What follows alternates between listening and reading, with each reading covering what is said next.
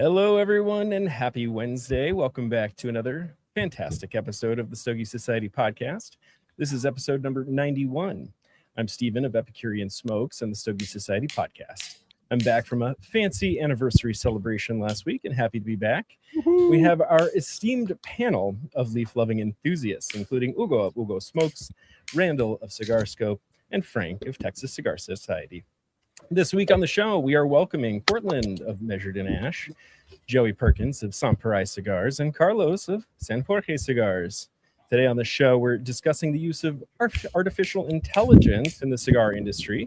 Thanks, fellas, for being with us. But before we jump into our show, we want to give a quick shout out to our podcast sponsors. Those are Luxury Cigar Club and Above the Level Construction.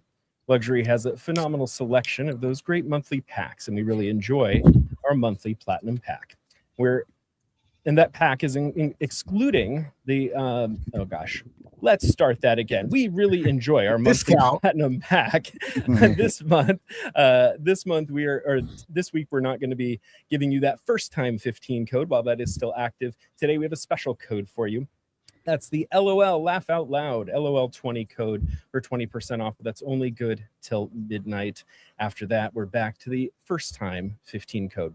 Our other sponsor, Above the Level Construction, for Southern California demolition and concrete work, including retaining walls. Check out the information bar below for their contact information if you're interested.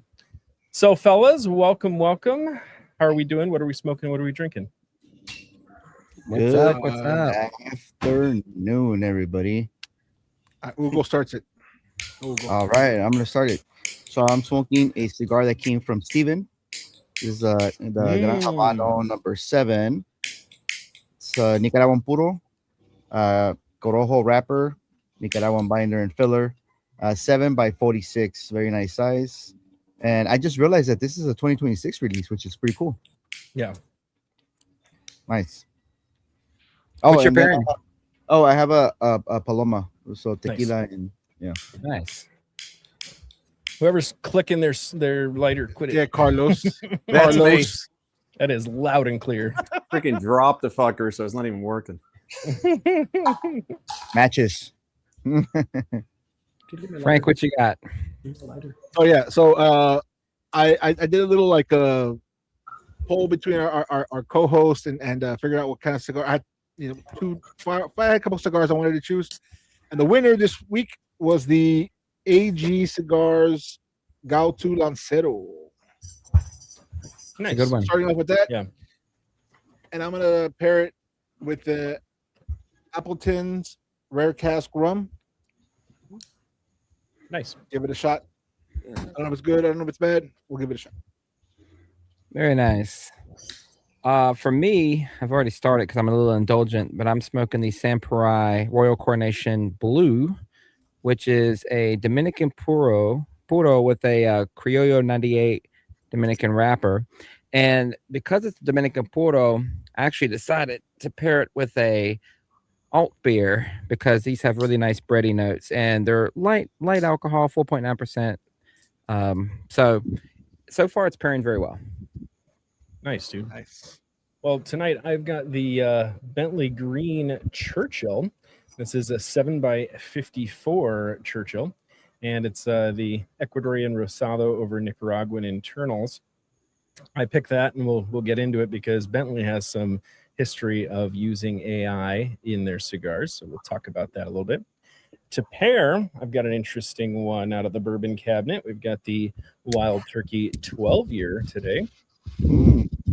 And nice. Giving that a go. Oh yeah. So for myself, I have the Crown Heads Jericho Hill. Nice. We've been getting into the San Andreas, and we're gonna pair this with the El Tequilano Añejo. It's a good tequila. And with tequila. Yeah, good tequila.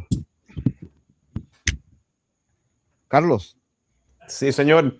Well, I got my San Andres wrapper, my Sombra.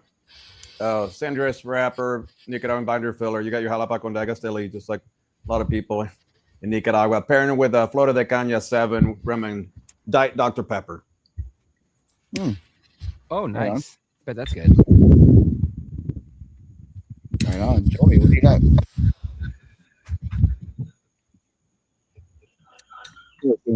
Joey. Joey. I think Randall made such a great introduction. I grabbed the blue as I got the petite. I'm on tag Oh, team. there you go. And I'm running sober tonight. I'm just drinking Dr. Pepper tonight, so nothing serious. Nice, so good. Nice. Great, Nice. great. All right. So where should we start with this AI conversation? Mhm. I was thinking, and feel free to take this any direction you guys want, but I was thinking we could start kind of in the process of seed to consumer, Okay. Right on. both in what you know already is being used along with AI and what you think AI could do in that segment of the cigar production and cigar market.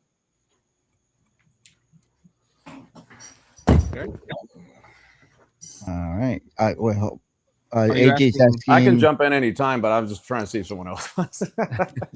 Well, You're say you're this- probably I'll- the Let's start here, boys. How many of you guys used AI to get ideas of talk points for this podcast? yeah 100%. Yeah. Well, I mean, one of the things that you notice, and nothing wrong, I'm kind of old school because my mom rolled for Partagas for 30 years, rolled in Newman, Tampa, and rolled in Miami. So basically, I kind of grew up in the factories, watched the fermentation process, the sitting process, the curating. So the passion behind that is something that AI could never take away. But in today's society and the way modern technology is, it helps us get to the consumers quicker in regards that, for me, it helps me with the marketing, like you guys said, searching for what to do at events, helps me with Excel sheets for my sales, separations of the lounges, the rankings of the lounges. So it lets me get away from all the manual labor that I can go out to the consumers, the lounges, the retailers. I see people as, and probably Joey can probably attest to this, a lot of people reach out because I've been blending for people for a while, my brand recently, and I get a lot of the ChatGPT blends that people send to me, right? They want to start a brand and they give me this percentages, but they don't know what it's really saying. And by the percentage of what ChatGPT says is kind of, they might say, hey, I want a mixture of warped cigar compared to this, and it creates you what they think the taste notes would be of the leaves of whatever you want. And sometimes it looks good on paper, but for me, I'm like, that's not going to work. The Condega is like too high. It's 50%. It's going to be so earthy. But I think it takes away that's why I say I could never take away the passion of actually sitting down and trying to blend with people and kind of taking that time.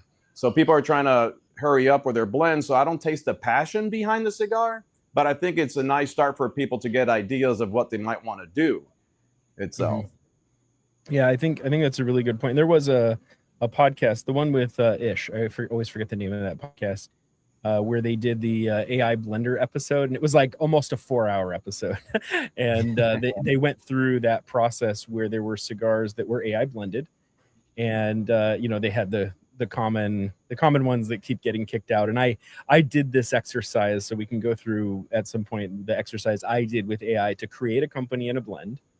But they did this exercise on their show, and the thing that came of it was that there was essentially a soulless blend. It didn't really have any of kind of the nuance or character. It wasn't a bad cigar by any means, but all of the people on the panel could tell which ones had the AI one and which ones were actually properly blended.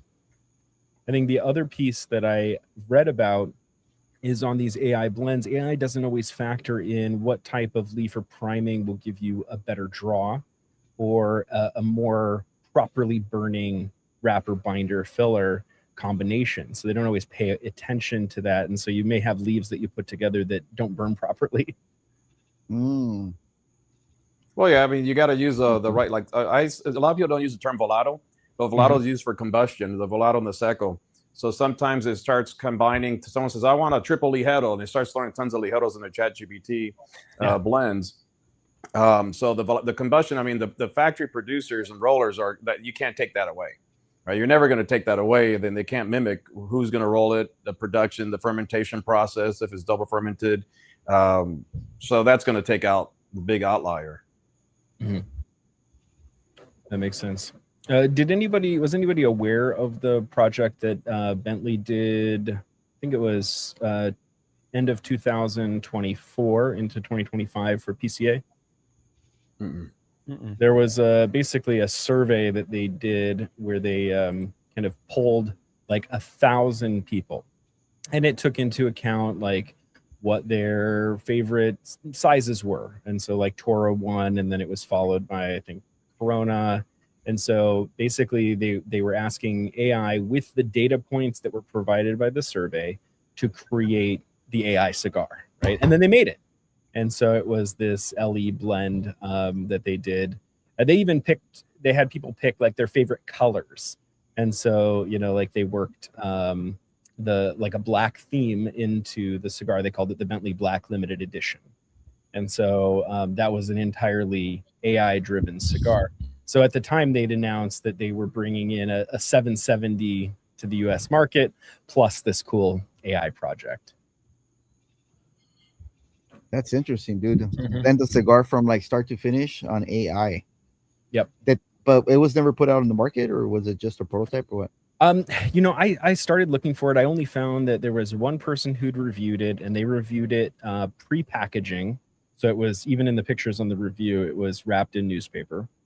And I looked around to see if there were any sites that were marketing it, but I don't know how big the production was. So far as I can tell, it wasn't really widely available. Yeah. But it was kind of an interesting concept, especially with what we're talking about. And the actual website for the survey is still up. You can't do it, like it's closed, but it is still there. So if somebody wants to fact check me, it's like that Bentley website is still up. Yeah. But isn't the interesting thing about using AI for something that's so subjective that it's gathering all its information from different pools of thought all at once, and it's trying to, like, I suppose it's trying to find the most of the same type of information to say, yeah, this is what people want. The most popular. I'm assuming. I don't know exactly how that works, Well, but like I feel like that would be like. Yeah, because it's a public market, right? So let's say Joey has a business idea and he's working on ChatGPT, and then I'm looking at a business idea. Technically, it's grabbing information from his business that he's planning, and it's giving me his business plan. Yeah. Right. So now I'm coming out with his idea that he had, because it's not a closed like market, basically. So like you said, it's pulling all the information from like probably a lot of people. Because I had issues trying to make a Lancetto. I made my Lancetto, but someone else wanted me to make a Lancetto, and he had that same ChatGPT blend, which does not account for the size of the Lancetto of 40x7. So it's not going to come out the way he expects it to come out. But then I guess a lot of people are looking at Lancettos, and the information gave me, it was very consistent with other people lounges where their house sticks. It was very consistent. They all come out about the same. Oh, interesting. So my question is also, with you all blending cigars, being cigar owners, would that not also drive down the cost of how much that cigar would cost? Because if you're taking an amalgamation from everybody's thoughts, and you're also probably, some people are smoking leaves that are lower quality, so it'd be an easier, lower, more cost-effective cigar to make. That might also happen. No, I mean, you can look at it two ways. If it makes a lot of shitty cigars, no one's going to be buying them, right? Oh, and no, somebody's going to be buying them. Each one of us have had a shitty cigar from a major brand. Yeah, I mean, everybody can put cigars out, but it depends on what you're trying to look for, right? I'm in it for like passion per se, but then when I'm doing a cigar, the whole fun part about it is sitting down and tasting the blends and then experiment. Even my Sombra, I love my Sombra, a lot of people do, but I'm still playing with it. I try to like play with it, and I don't think it drives costs down, but it can in a way, I guess. If it'll cut costs down for marketing, for timekeeping, for books, for probably researching. But doing the blends, you're still gonna. I mean, there's people that put out one blend and just make it, even without AI.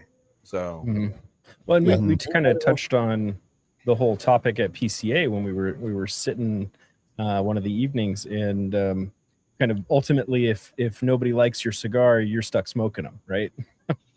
Yeah, that's why I always told people, I'll make a cigar that I like. No one buys them. At least I have a lifetime of cigars I can smoke. Yep. There you go. Don't worry, Carlos. I'll help you. Thank you. We'll help you. Frank's got you. Yeah, Frank's got you. Yeah. That's why I have Frank. Yeah. He's my pusher. Yeah. He's a, AJ saying that he agrees with Carlos. I don't think AI has evolved enough to create blends that would create combos from other cigars to make a better one. On that note, what about feeding AI some parameters, kind of like if you're using Excel formulas, right? Mhm. Because if you rely on just like what's on the internet, like there's not a lot of actual blending information, like techniques per se, right? There's a lot of like information on the cigar makeup, right? And it's literally just like very generic stuff, like maybe Yeah, a no region. percentages. No, exactly. No percentages. So let's say somebody like Carlos that knows exactly what the volado's gonna do to a cigar, the seco, the ligero, all those primings, right? What if you input that information and then based on that, you ask it to blend a cigar of certain characteristics? Maybe Yeah. that'll work better. I don't know. I haven't tried it because I don't know mean, what each I can tell you what I put in for my model that I made. And it was a really simple prompt. So I said, blend me a cigar that would be highly successful in the current United States market. Make an entire plan around the vitola, box count, blending, pricing, banding, and distribution, etc. And so it writes me back a brand concept called Ouroboros, Tail Devourer. And so they say the brand needs a competitive narrative that appeals to the modern connoisseur's desire for artisanal craft and hybrid terroir. Ouroboros represents the cyclical nature of time, patience, and the aging process, the most crucial element in modern premium blending. So it kind of, sounds a little similar to some brands on the market already. well, yeah, it'll say all the same things. No shortcuts. It's gonna Mhm. say like best cigar never whatever tasted or something. Yeah, right. And it's going to continue to go into the ethos 34 that it's faces. blend Yeah. to make that imagery for the person who's buying it. Well, then it's going to tell you that like a Toro, right? Part told you a Toro is going to be a fast selling one. It told me actually it didn't. Oh, Robusto. So, Didn't it say Robusto or? so it went Robusto Extra 5.5 by 52, Bellicoso 654, and Grand Toro 660. So Gordo. Yeah. So they call the Robusto Extra the workhorse, which is slightly longer smoking time than traditional Robusto, appealing to the modern customer seeking value for their time. The Bellicoso, the connoisseur's choice. The Grand Toro, the volume driver. So it's very sales pitchy. Yeah. I mean, I bet if I input, like he said, information, let's say I try a blend and I notice it's a little too earthy, and I type something in, it'll probably tell me, decrease 10%, but it's talking about weight. A lot of people think it's percentage of leaf, right? Mhm. There, you don't do percentage of leaf because all leaves are different sizes and shapes, and it's going to be different. Let's say I want my 23 gram cigar is by grams and percentage of the grams, right? So that's how we separate it. So, but then it's still not going to take. I mean, that's my thing. I work with people with experience. I mean, I've been smoking since 14, but there's people that've been working 57 years in that will help you quicker and have experience of a green cigar, how it's going to age, probably how it tastes now. You may say it sucks, but give it some time, or if you give it too much time, it goes the opposite way. Yeah. So that's why nothing wrong with AI, but I think, like I said, it's too early on, and I think the value of feet on the ground is something you can't take away, because mine is, we're all in it for experience, right? When you smoke a cigar, you're going for the experience, you're going for the passion. Everybody likes the stories, right? And there's some made up stories or whatnot, but there's every story has a great point to it, and that's what I think that's what it lacks of, right? It all sounds the same. It's very repetitive. Everybody's marketing, it's all black and gold, black and gold, black and gold. All the posts. You're about to start a fight right here. Black and gold, black and gold. Yeah. And I I love that color, but so do a lot of people. So it starts pushing like all the marketing things, the post. So now everything's becoming which is great, but you can tell AI to not look AI, right? And it'll start changing colors.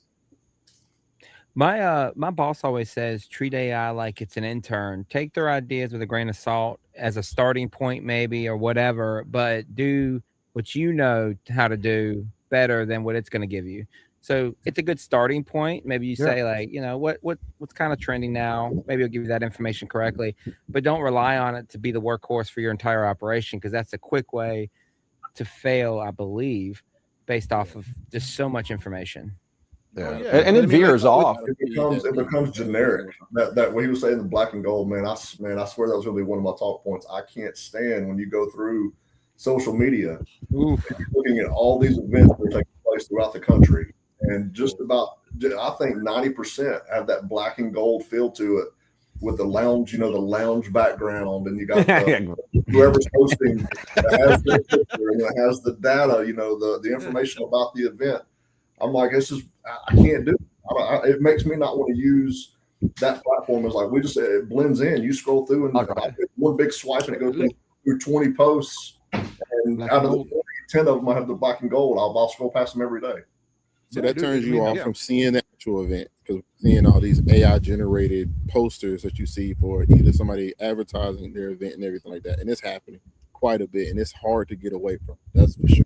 Say this now. Put that same mindset to what you guys are talking about, using it for blending. It's going to increase the amount of counterfeits that we see in the market. People's going to start using the same blends and they want the same notes, or they want this, you know, the almond, vanilla, or whatever the notes they're looking for.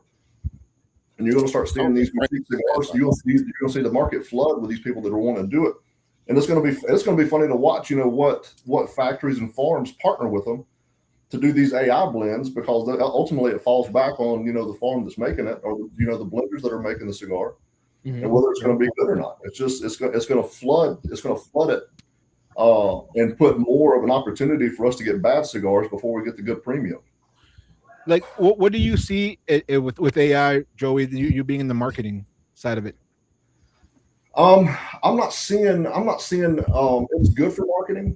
I'm more of the admin side of what's really beneficial, man. I'm, you know, with the team that I have, the brokers that I have, the ability of it to track the sales, create the training models, you know, create these happiness training, put together, you know, the packages and upload, you know, to our CRM, you know, to keep track of what the customers are doing, the sales models, the forecasting, all of that is beneficial. It takes it's 5 minutes to create forecast models.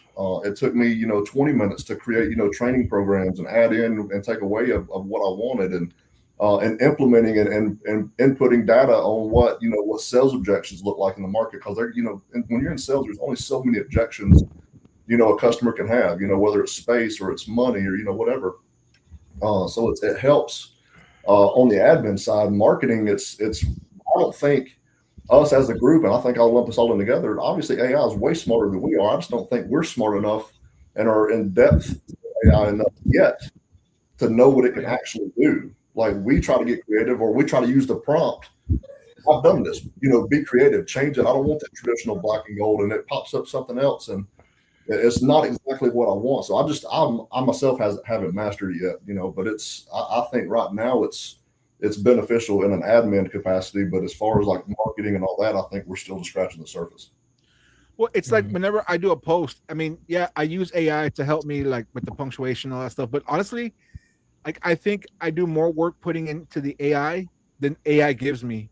Like, if I'll post one of my prompts. It's literally like 300 words to get AI to give me a 30-word, you know, post, you know, because I want it exactly how a certain point, look up this, you know, the cigar, this blend, where it comes from, all this stuff. And, you know, it'll align it to where it sounds good, right? Because when I type out of the brain, sometimes, like, I'll miss words, I'll do whatever, right? And this thing will fix it. But my prompt, whenever I do video, the promos and stuff, for the pictures, you know, I have to type so much in order to get what I want. Because if you just do a picture of a robot, well, it's going to give you some fucking generic, you know, something that you're not going to want to use. But you got to go in and like give it detail per detail. And I think that's where a lot of people are lacking, is they just let AI do most of the work. And I'm not knocking you here, Frank, but what you just said is you're using AI for spell check. Pretty much. That's just grammar. Yeah. you put it because you know what you wanted to say. You wanted to sound more intelligent or be more professional, and it uses words that you wouldn't normally use in your post. And I do the same thing. I think we all do it, but it's still, it's just not. I don't think we as a society are using it, the way it's supposed to be used just yet. Yeah, and like you said, like it takes away the personality of the person, right? Because I do it too, to spell check sometimes, like, oh shit, but then I kind of repeat it, like sound more like me, right? Then I start changing it to sound more like me, because or not, it starts sounding all the same, and then we all start changing kind of like robotic, right? By the way, screw you, JD. I just saw the post. It said Frank posts his thoughts on AI. AI self-destructs. Hey, it was a pretty good comment. I'm not gonna lie, it was funny. I like it, dude. It's pretty funny. Only in Frank's world does AI add 10 pounds. I mean, go ahead. It's funny, man. No, and like you have guys making apps, like a guy here is called Cigar Palette or so, and I think that's good for beginners, right? It gives them an understanding of what they may. The first, second, and thirds, right? They're guessing, the automation's guessing, the AI of what they're going to be taste the notes, and then it'll give them similarities of what they can choose from what they like to input what they're liking, and it'll start recommending cigars to them to learn about the cigars and what they may like and their flavor profiles. So, I mean, I like how it's becoming thought through, but I think AI is fantastic for a lot of things, and it's still earlier on. I just think people are trying to rely, like we're living in an AI world now. Right, more and more, it's going to be all us living in their world, not them in our world. I think these farmers and these factories, I think when it comes to the blends, they've got AI. I don't feel like they need it. I think if I was to put together a mathematical equation of what percentages of these leaves I wanted and what notes I wanted, and I was give this to Ocho Blanco and say, hey, these are the notes I want, he would in his head already know what leaves he's going to and how he's going to blend it. And he may smoke 5 cigars and change the blend between every cigar until he gets it where he wants it. He don't need AI for that. Yeah, and that's like what we do. I mean, any blend someone gives me, we start smoking. I start changing it accordingly. Even my own. Everybody, we send my original blend, and then someone will have an idea. Then we put like 6 different unbanded cigars, and we'll start tasting and seeing and twisting what we want to do. But that's the fun part about it. That's the fun part. Like you said, there's some guys that just automatically will know exactly, and it's not going to be exactly the same all the time. Yeah. Itself, because of course, like one thing that I always talk about in all my interviews, it's that all the leaves and tobacco leaves is almost, for me, it's like wine, the vineyards. Every year is different from droughts, rain, storms.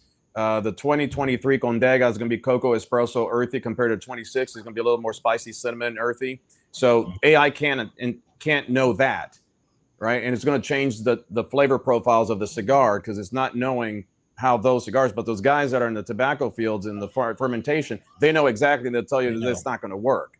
Yeah. I think So we're getting you were into. going to say something, Cortland? Oh yeah, Sorry. Cortland, do you have something? So I was just going into the whole thing of based around what you were talking about when it comes to that experience, right? We have all these different apps about helping you pair and find that journey of doing those things. But the whole thing is trial and error, right? You're going to figure out what you like and what you don't like, what brands are actually in line with your palate as you go through. And you having different apps that's going to suggest a whole bunch of different, you're all over the place, right? There's nothing wrong with just going through an entire cigar line and being like, oh, okay, I dig this line for this thing, because a lot of times there's not that much variation between, because the blenders have a certain palate that they want to have. They want to enjoy those things. You're not going to get that from an AI. It's going to give you the most broad strokes, and then you're going to get repeats through that over time, because once again, one person put in the comments, garbage in, garbage out. It's only going to stay in that same cyclical nature, which I think that your cigar brand that you made with the AI, it would turn into that over time. It's going to be some great 5-year, 10-year cigars of oh, we did this 10 years ago. Let's bring it back again. Those type of things.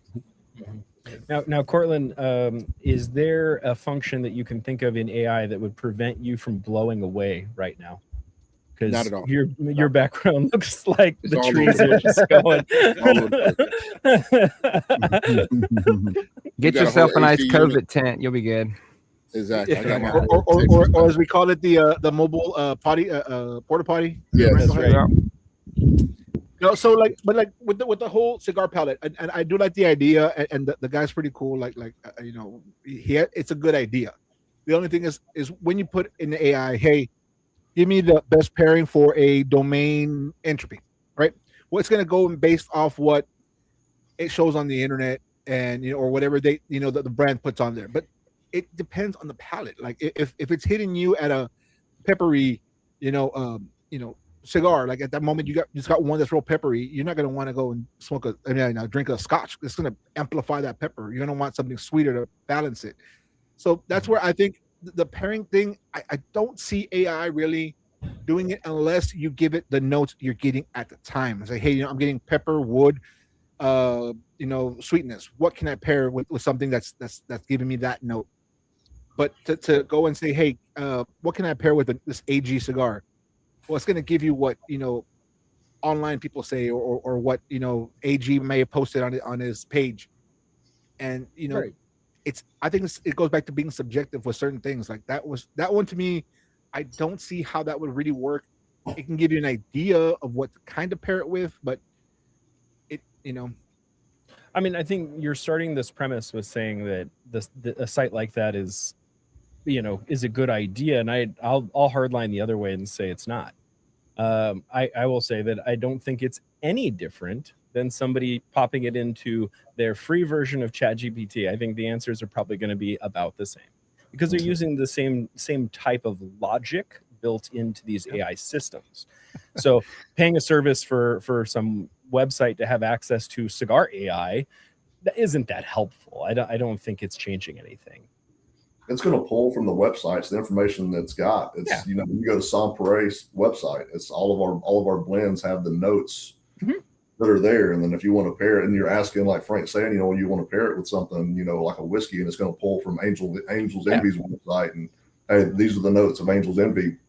If you want these to complement it, I think it's got the capability of doing it, but it's for us, it's just information. If I want to do a real quick 3-second search of what notes, what whiskeys have these notes, it'll pop right up.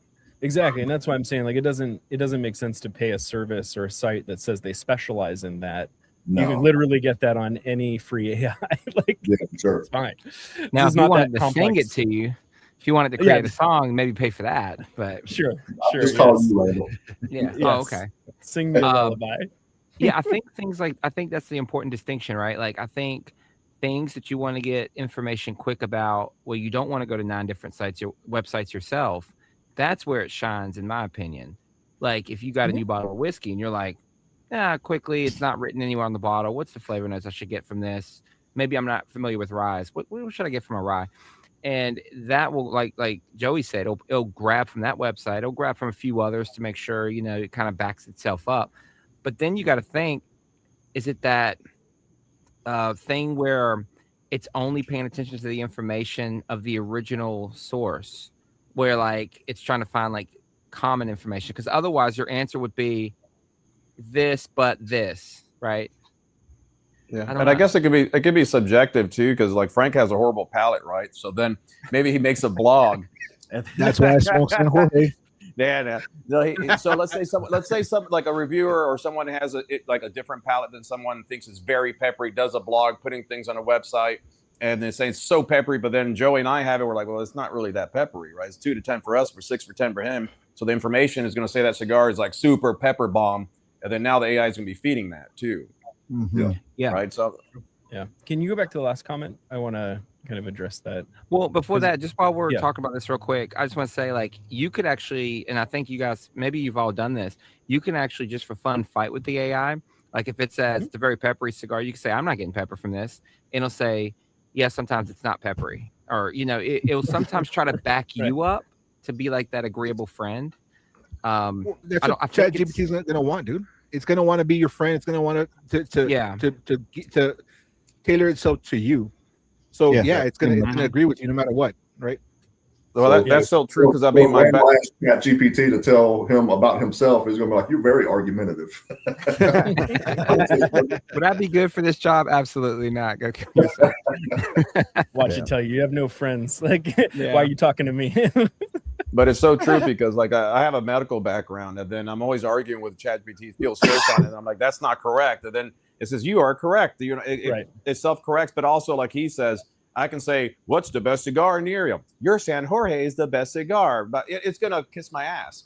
Like I said, it's trying to make friends and say that you're. Of course, you keep typing it in, right, and it keeps feeding itself and give you the information that you want to hear sometimes. Yeah, but sure. also when we do, I'm gonna touch up real quick. I'm gonna touch upon something real quick. Please tell me you don't use AI with your medical stuff.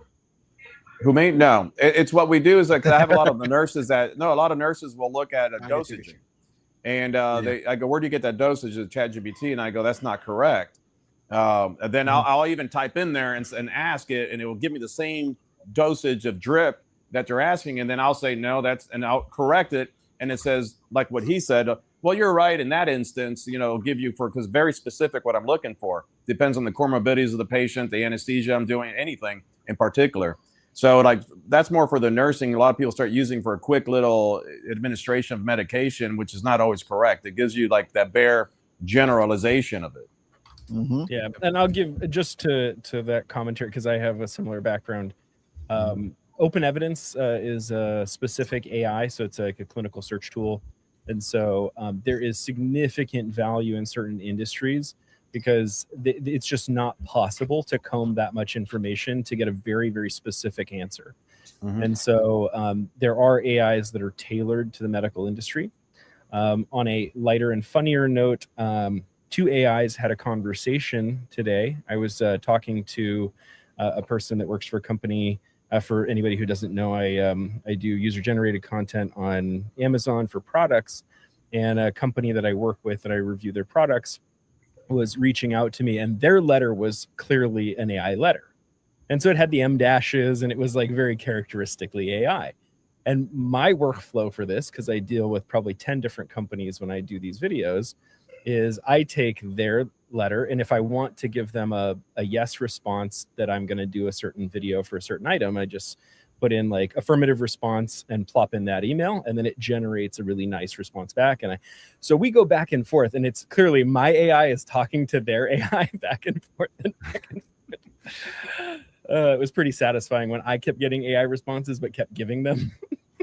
Yeah, and then the real tech savvy guys, there's actually off the cloud private AI, like there's Llama that will use all AIs as like a jury, and then there's a judge, and it'll get all the answers from all the AIs, and it'll give the final verdict for you too. Interesting. But then it's not a public cloud, it's like offline. So then it doesn't take public, it builds offline. So then it starts building its own intelligence itself.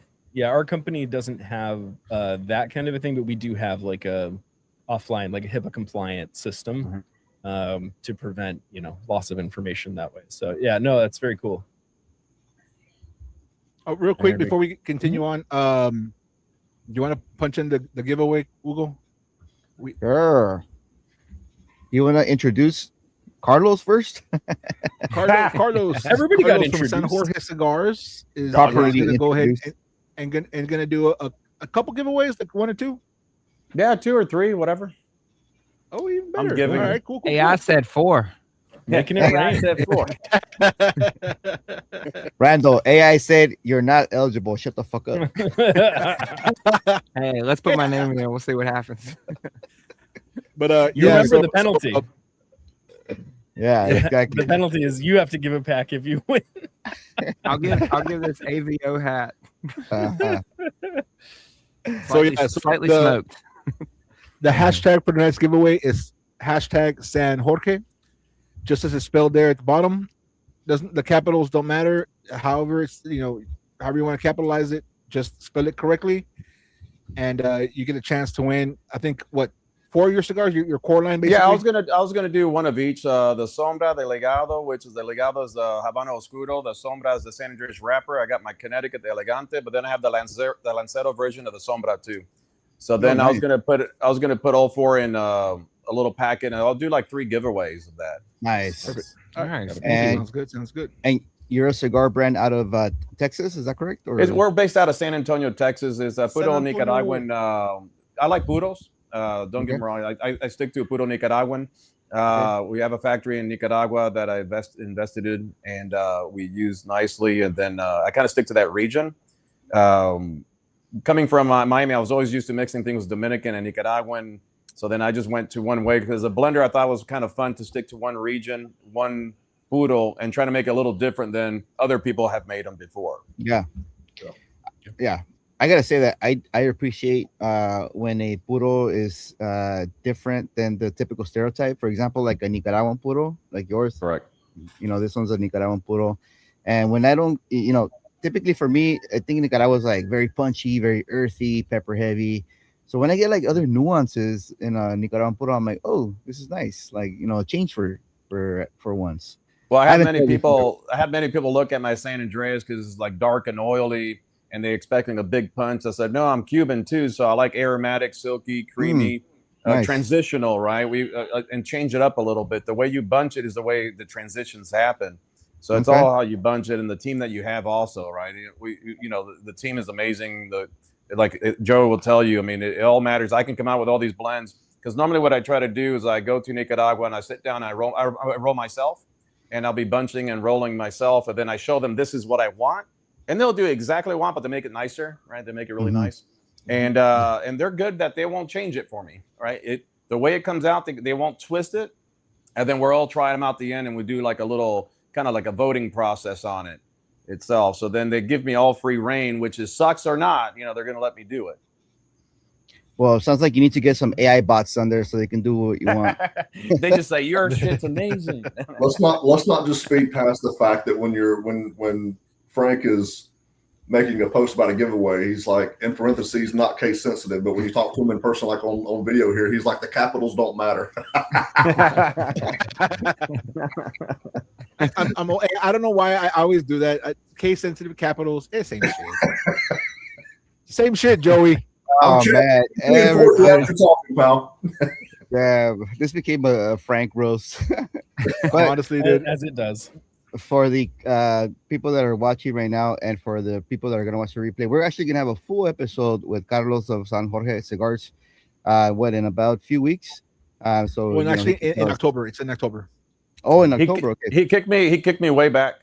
Oh, dude. Like he's like, next week, Carlos. He goes, nah, we pushed you. We're the hot take shit. Sorry. October 2028. We got this.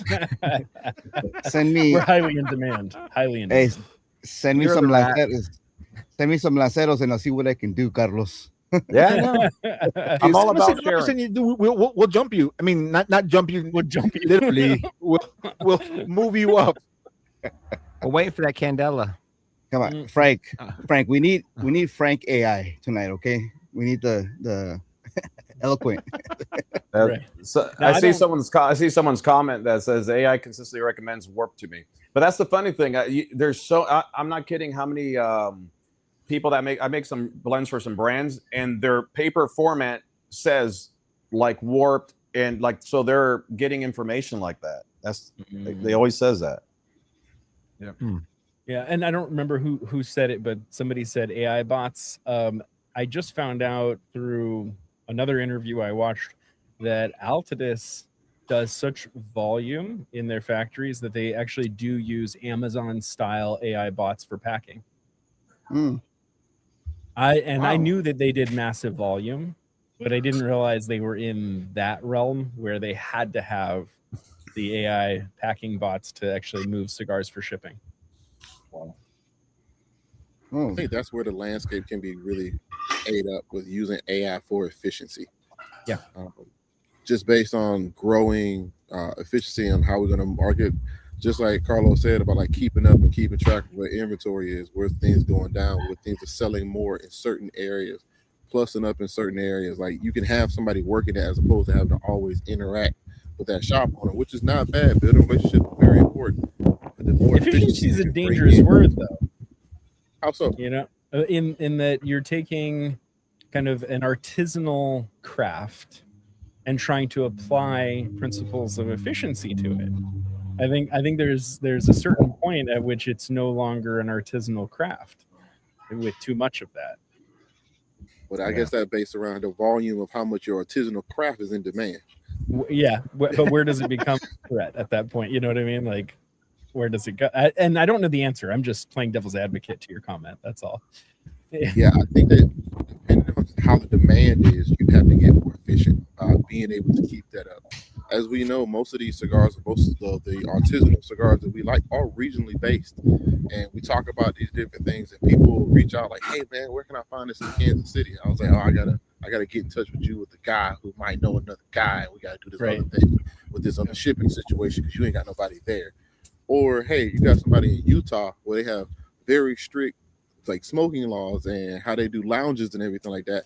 You got to figure out a way in, and like AI could help you do that potentially with you being more efficient about how you can distribute and get your product out to different individuals. With that, being able to tell that same story, right? You need help.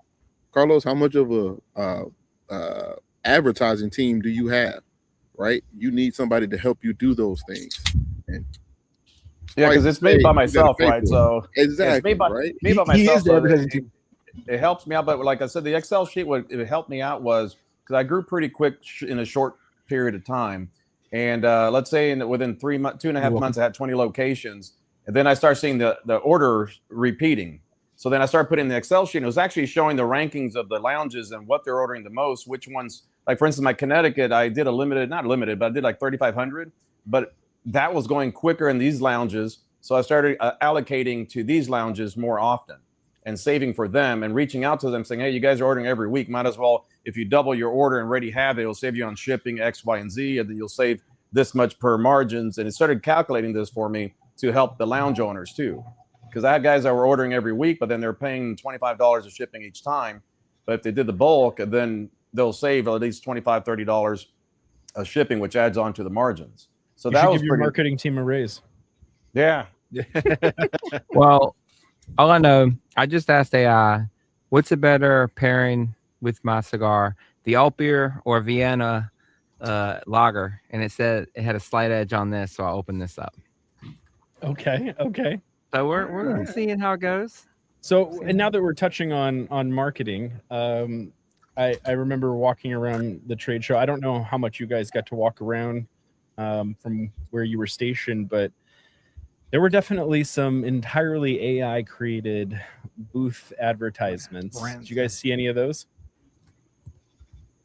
Steven did. Mm-hmm. And I mean, Half Wheel, it's not a secret. Like Half Wheel discussed it publicly on their like post PCA show. So they went into discussion about like drunk chicken cigars and a couple others. And so it's like even their logo has like very much the AI look to it. So it's not even the like, can you make this not look like AI? Like it looks like it, right? And so kind of go, well, if I'm the brand owner, did I save enough that everybody looked at my stuff and they went, oh, like where's that tipping point? Where's the margin? Because I use a graphic designer for one of my businesses. It's not that expensive. So there's like whole backgrounds that were generated by AI. Oh yeah, 100%. There were at least two that I can think of right now, and then several that I took pictures of and put them into AI and asked AI to analyze and tell me what percentage likelihood it was AI. Oh wow! Using AI against AI. So, in your experience, what components gave it away? For one of them, the color schemes. For the others, the inability to do an image without readable text. You guys have seen those where it like it'll do like an X for Opus X, and it'll have the right shape with the little doodad on the end of the X, but then it'll be like open X. Yeah, it's like drawing hands for most people. AI hates words. It's like, I don't know what you're trying to do here. Yeah, that's true. So on that note, when do you give people a little bit of grace for using AI? Because obviously not everybody's going to be a marketing genius, right? Some people need it for getting them to the point if they don't have someone, like if they don't have a graphic designer. I want to drop a little perspective on that because I'm talking specifically about PCA, right? And so if you're at PCA, you got G's to drop on a booth. It might have hurt to do it, but you spend a lot of money to be there. And so printing a banner, you should be at your best, right? Yeah, printing if your banner makes people walk away from the booth that you dropped 10 G's for, come on now. Where's the smart money? Now, to your credit, the ones that are not, PCA members that are mom and pop shops that are, yes, they're trying to make it work. I can get trying to save that money, but then hopefully one of your kids knows how to use AI properly. Yeah. Right. Yeah. Makes sense. Yeah. I mean, there's companies that I interviewed last year that literally their kid does their social media and marketing for them, and I was hey, can I give them some feedback? Please take this back to them. It'll help you next year. Dude, kids are all over AI. Last time I went to go pick up my kid, and she was doing like this little homework assignment. And then she was like, I saw she had ChatGPT open, and then I was like, "What are you doing?" She's like, "My homework." I'm like, "But you're inputting the whole question into the program, and you're spitting out an answer." "Oh yeah, my teacher doesn't care. They know we use it." And I'm like, Is that what we're doing now? No, it is, dude. It is like I do IT stuff, so like I do the onboarding, and then the people that are just starting, they have to go through all these quizzes and tests, and I've seen them like take a picture of all the questions and run it through AI, and it gives them the answer, right? And in a sense, yeah, it helps, but you're going into like a medical field, or you're going into something that's important that you need to know. Why are you going to be pushing out AI, or why are you going to, you got to make sure that they don't do that. You know what I mean? Certain things I understand, but like school, I mean, I unfortunately, dude, like kids are getting dumber nowadays. Like it's so easy. It's so easy now to cheat. And like with us, we never, I mean, like me, I never had that ability. I never had that luxury. I you never went to fucking Barnes and Noble and got the Cliff Notes to summarize your fucking your book over the summer? Frank, you never flipped through the Dewey Decimal System and studied up? That's what I was. I did. I did. Evolution of it.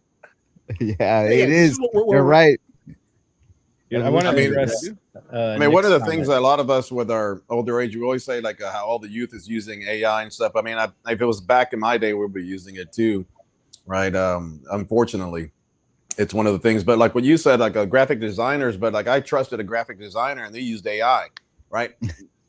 So then I'm like, what the fuck? It came out like AI. Well, even this, not to say anything, this background's a real picture. Whoever did this background actually used AI to transform it to make it bigger, and I can tell because this is not my dad, is my cousin. He looks old as shit. He doesn't look that old in real life.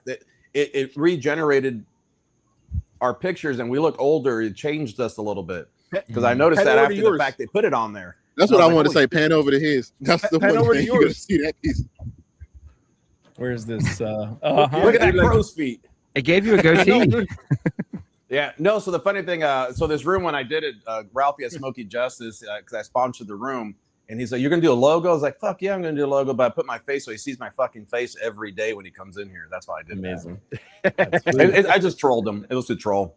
Well, this is actually my cousin. My cousin, his dad was a manager for Partagas about in Cuba, I think, for about 30 years or so, and he was a master blender. So he's a wealth of knowledge for cigars. So this is also in Nicaragua, but it was just funny when they made it. I go, oh, I was hoping it would be more the original picture because they looked more authentic, like in regards like my original, the colors and stuff. But they just, to blow it up, I think they did like an AI thing or something. I don't know. So we look older. Well, don't ask AI about medical advice, because if you say, I have kind of a sore throat and I smoke cigars like my last name is Churchill, it'll say, ugh, you got cancer, man. You're gonna die. Yeah. No, I think for you it would read chlamydia, but never mind. These words are spelled different depending on if you get the free version or not. You get the free, you got to pay extra to get the chlamydia. Is that how that works? Right, bro. It's taking old information and it's bringing it back up. Okay, so I want to address Nick's comment. He said, in my opinion, only people who are in that world care if a booth is made by AI. As a consumer, I don't give a shit. Okay, so the issue is you'll never see the cigar, right? So if your retailers don't actually pick those up, online retailers, or unless they do direct to consumer, which some do, but if your retailers are not making those contracts because they're walking away from the booth, you'll never see it. So that's where it matters. So you're right in that, like, you have to be in the industry to kind of have some of that perspective, maybe.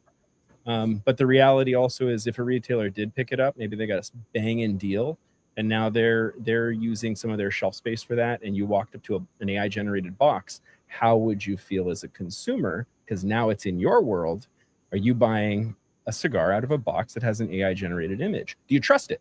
If you're picking one up for the first time, are you spending $10 to $15 to try it when it has that? Or do you pick up something that maybe you have picked up before, the brand, the brand marketing, and maybe it's a little more clean? So I think that's where it is still a relevant discussion. Yeah. So we're talking about like a little mom and pop shop for sure, because if they're not in the current market, they're trying to sell their cigars at PCA, then for sure it's not one of these big name brands.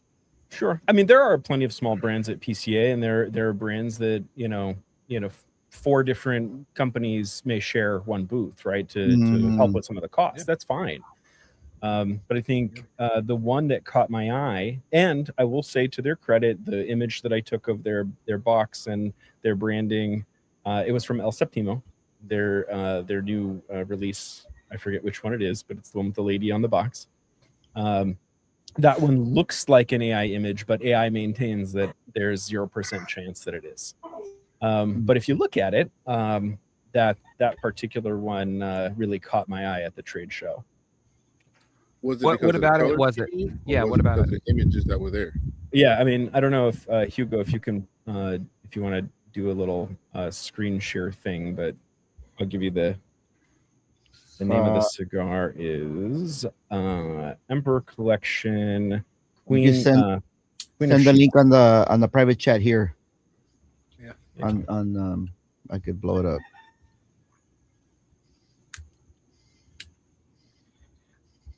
Carlos, how's that pizza? Dude, it was great. No, this is great being in here, because this whole time these girls have been cleaning out my ashtrays, brought me food, brought me drinks. I'm being spoiled here. Where are you at, bro? Are you at one of Frank's lounges? Yeah.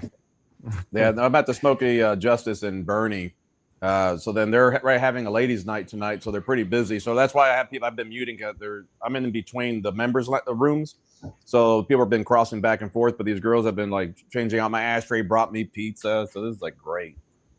Nice. I feel spoiled. Oh yeah. Very. And when you guys come down to San Antonio, we'll take you to Smoky Justice, and you'll enjoy it. It's very nice, little lounge, and we'll bypass the San Jorge, lounge. The Dog Rocket Room. The Dog Rocket Room. So yeah, the AI assures me that it's not. But zoom in on that box. Like, I saw this at the trade show, and I was like, they're too big a brand to do something like that. And like I said, AI has assured me it's not. But it's now got me on the consumer side on guard, right? I'm like, is this company doing this to me? Yeah. I mean, it does look AI, but in sort of their defense, though, like the Queen of Sheba, have you seen some of the original bands with the original blend? It kind of looks like that. They could have had. It also kind of looks like they hired someone from Fiverr to kind of like modify it. So it does have a little bit of the old school, the old character, but yeah, it does look a little AI-ish, in my opinion. I think this is like black and gold. I think this is like a remake, bro, because the original one didn't look like that. At least I don't remember it looking like that. No, this is the newest iteration of the Shiba that has this band. Oh yeah. And I'm pretty sure they're going to end up doing that with the Emperor and all the other ones that they have, because they want to make it more modern. And I'm going to be honest, it looks beautiful. Yeah. It looks way different. It looks way different, and even the band looks way different. The branding stuff. Oh yeah, dude, for sure. It's changed a lot from the original. I sent you the drunk chicken as well. Oh, let me see. Yeah. The drunk chicken.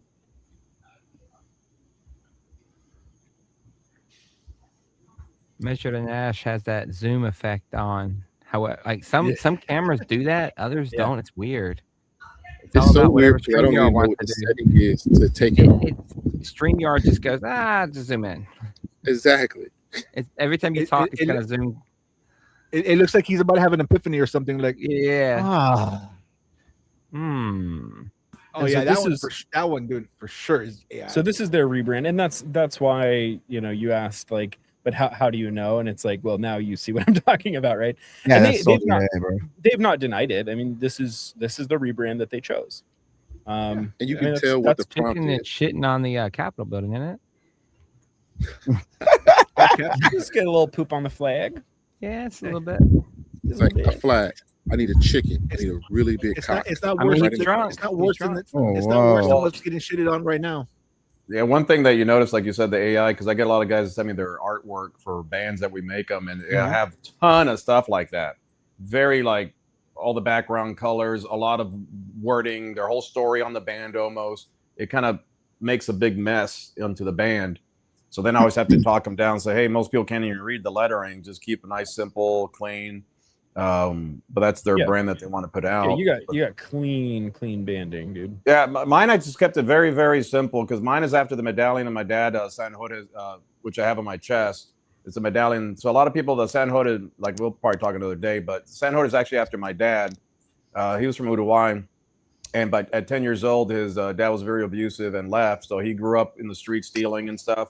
He got caught. Some guy gave him a statue of St. George and told him to no shortcuts, work hard. He got roughed up a little bit. He carried that statue for 30 years.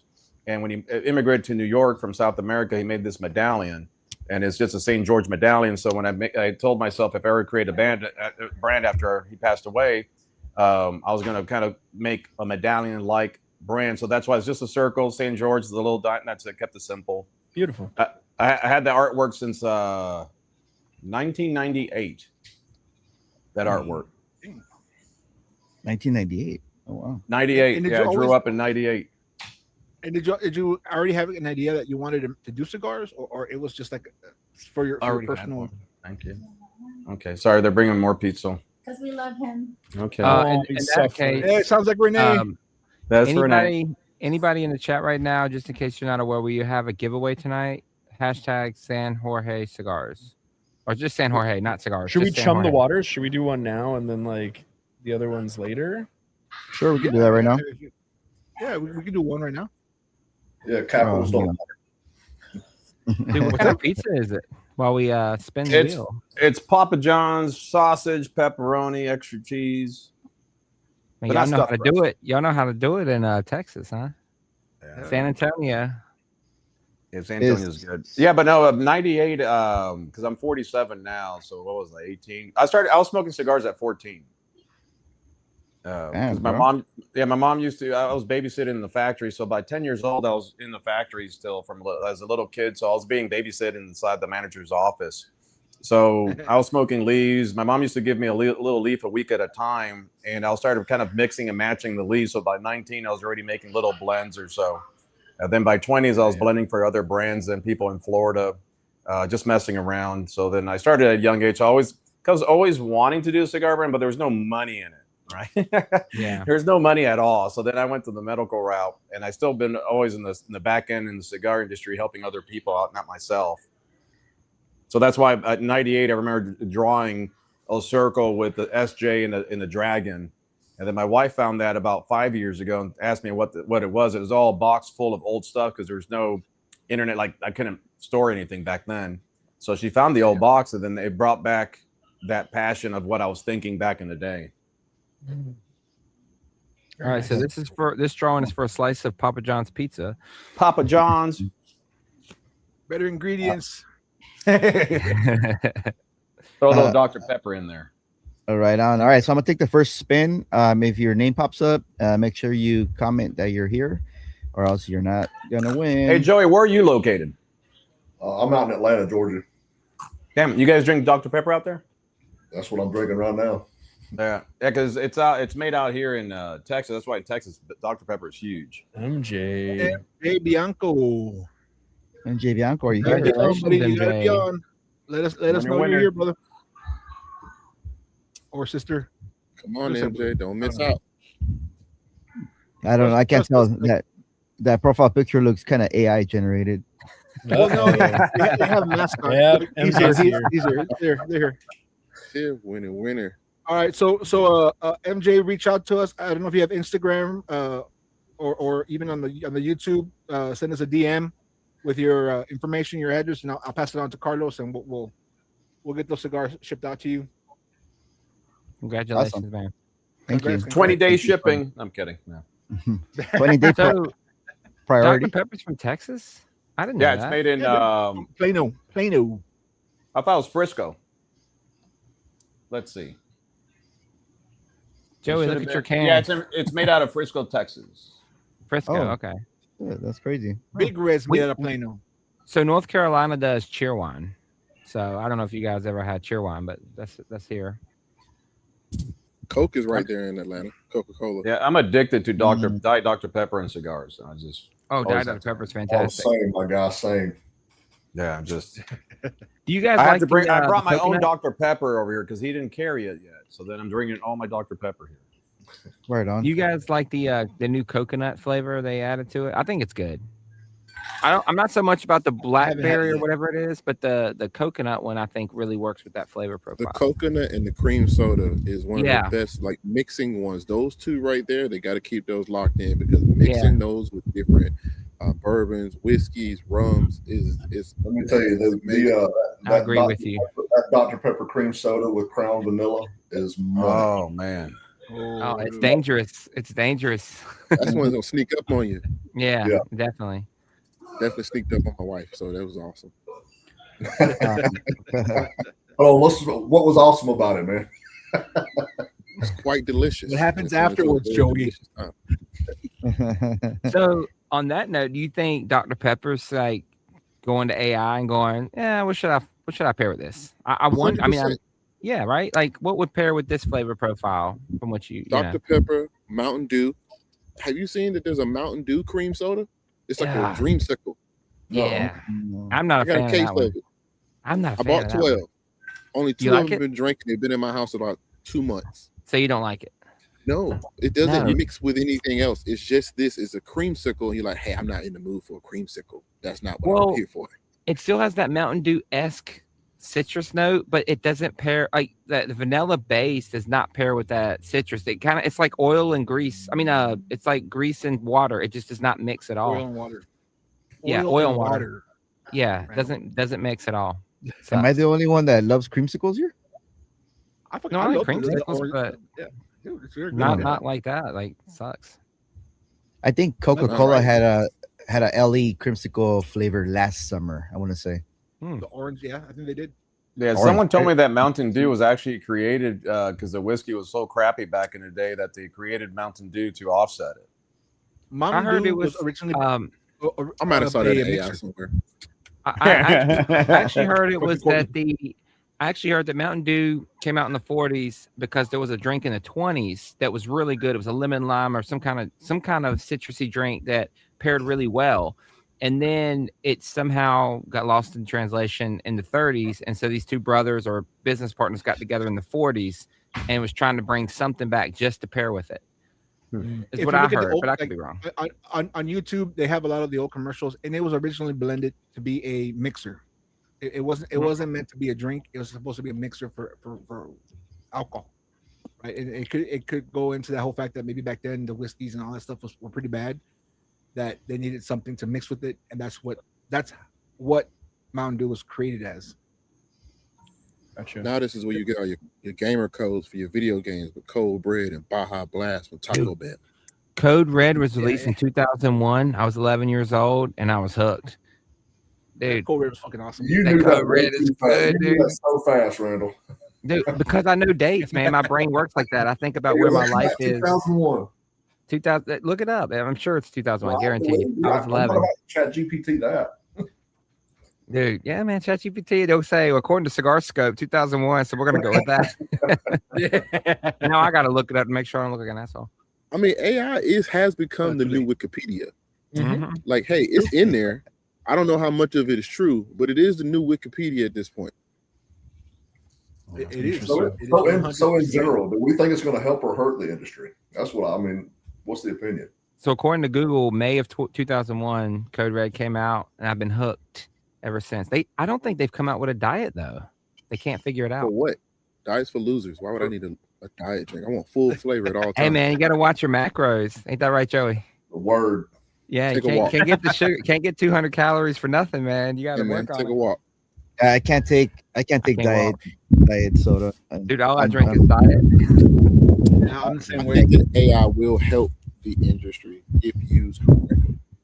If used to make more innovation, to make sure processes are adhered to better, to make things more efficient when it comes to like, hey, we're losing leaves because of like weather conditions, right? If you can say, hey, we're going to predict a better weather condition and we need to plus up how much we're going to rain or how much water we're going to put in, how much seed, fertilizer, those types of things, I think that it can be very well to like help push and keep the industry going. So I mean, I think the original farmers and everything probably they've been through the test and time and will probably produce or say what AI will say about tobacco, growing itself. But I do think it creates good people, not to create imagination, but I think it lets people get a little more confidence, because how it does kind of kiss your butt a little bit. There's people that maybe never thought they'll have a business, give them ideas, give them push, let them create a website. It doesn't mean it's going to be great, but gets them out there. Then once they start getting some money coming in, maybe they do invest in a real good company to create a nice website for them, to create good marketing material, to create, because a lot of people don't have funds, right? You start with nothing and then you start creating. And the cigar industry is not, it's, I joke around and say, like, not say you don't make money, but I'm newer in my brand that no matter how much I sell, I'm always doubling, tripling my next orders, that all the money's just going to there. So I always joke around saying, if you're in the cigar industry, you're going to be, you're broke. But I mean, it's a different type of broke. But there's people that don't have much money, and for them, it gets them started at least. Then they meet people like Joey, guys like you, that they start networking, creating more imagination and kind of feeding off of it, I think. So I think it is going to help out in the future. God knows how it's going to be, but I think it does give people a nice platform to start with. Yeah, I agree with that. Yeah, go ahead. When you all are talking about AI, are you all primarily focused on just chat? Because as you know, there's a whole bunch of different AI models like Claude, right? That's the one. Like what I use it for. AI is where you flush out ideas. Claude is where you use it for implementation. So that's where you get into the things based around using the tool for what it's made for. Claude is not going to be able to like kiss your ass on the whole thing. Like, oh, this is a great idea. It's like, actually, I see faults in your idea because it can't be implemented. And that's what it's built around. So understanding which tools and what they're useful for. I mean, I just recently started using Claude, and yeah, you're right. It's more of a technical form of AI as opposed to like ChatGPT that's tries to like learn you, be your friend, agree with you. Claude's like, just give me the facts. I don't give a shit about you. Like input driven. Yes. Facts driven. Yeah. Well, facts. Yeah. Input driven. You're right. Yeah. It's better. Well, I mean, that was kind of Berlit's question or comment earlier about machine learning models versus language models.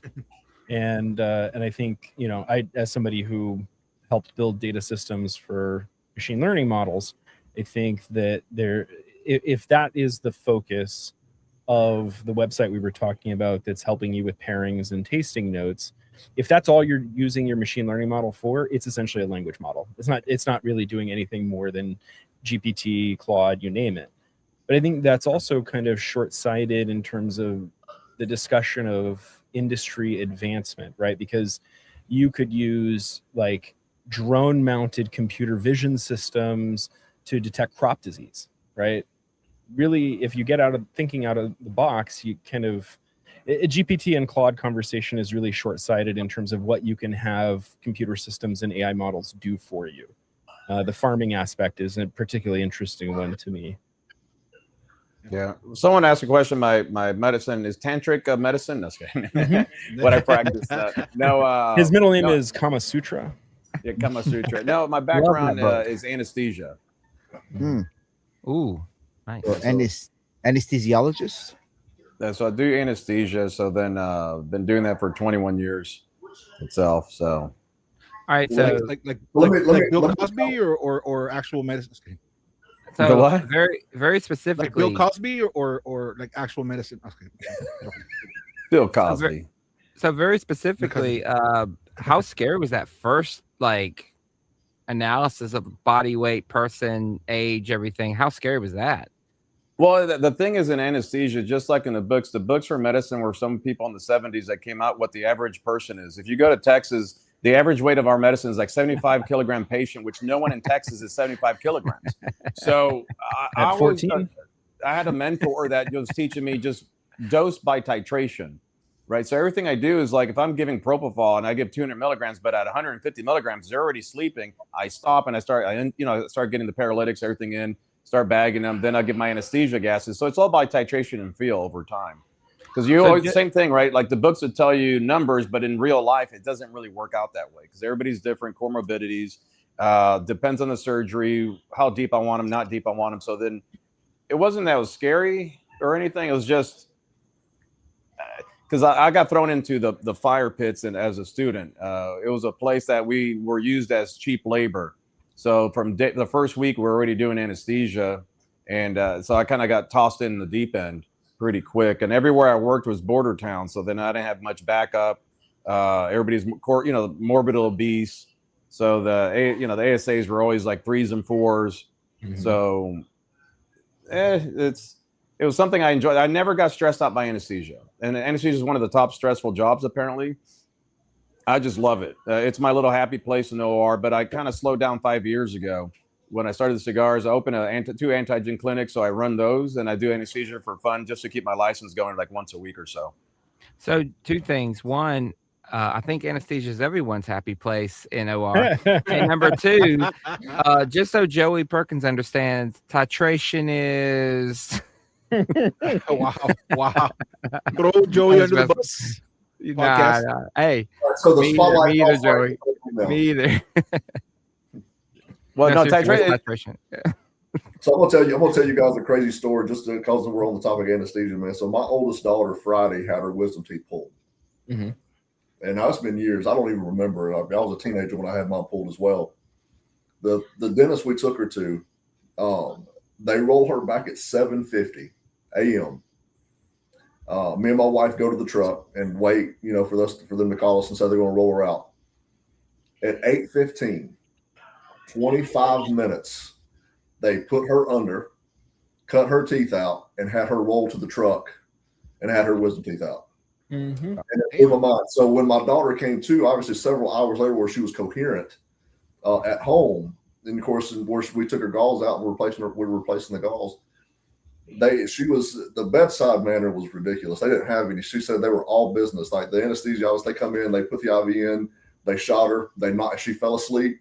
They take the teeth out. She wakes up. They roll her out. Like it blew my mind how fast they take wisdom teeth out now. I know it's a well orchestrated machine once it get going. When we had 2 rooms going for bariatric surgery. Surgeon I work with would do bariatric in 30 minutes.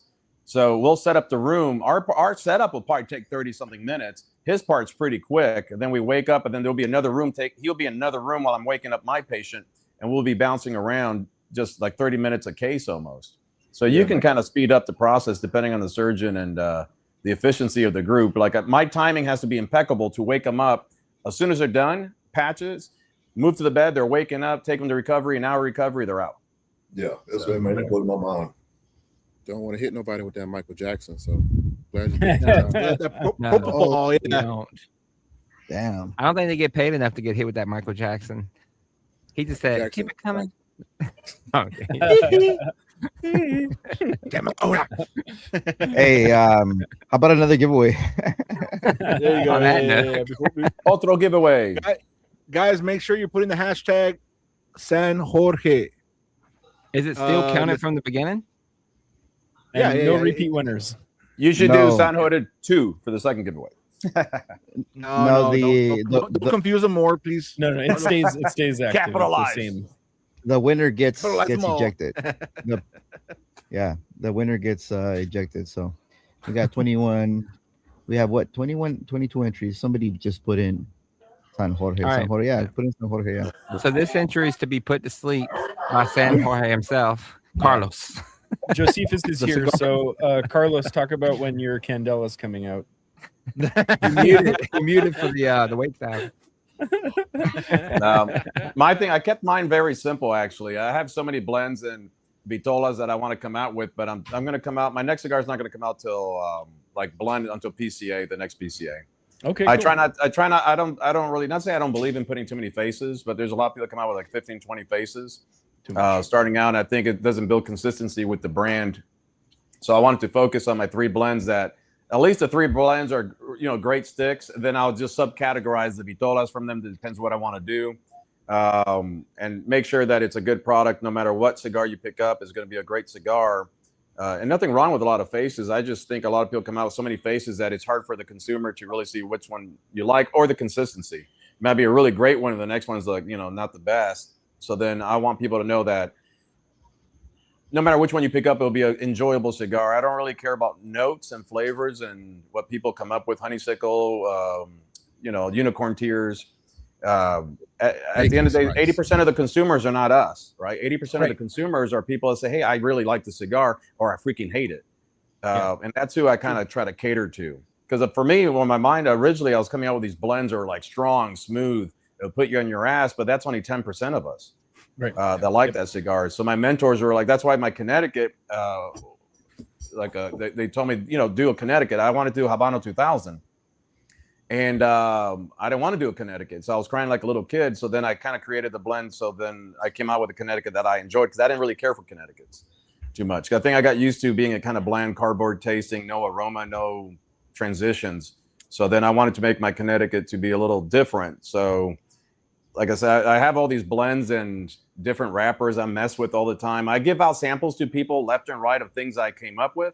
And they think I'm going to come out with it. I go, no, I don't think I'm ever going to come out with that one. And they get pissed at me.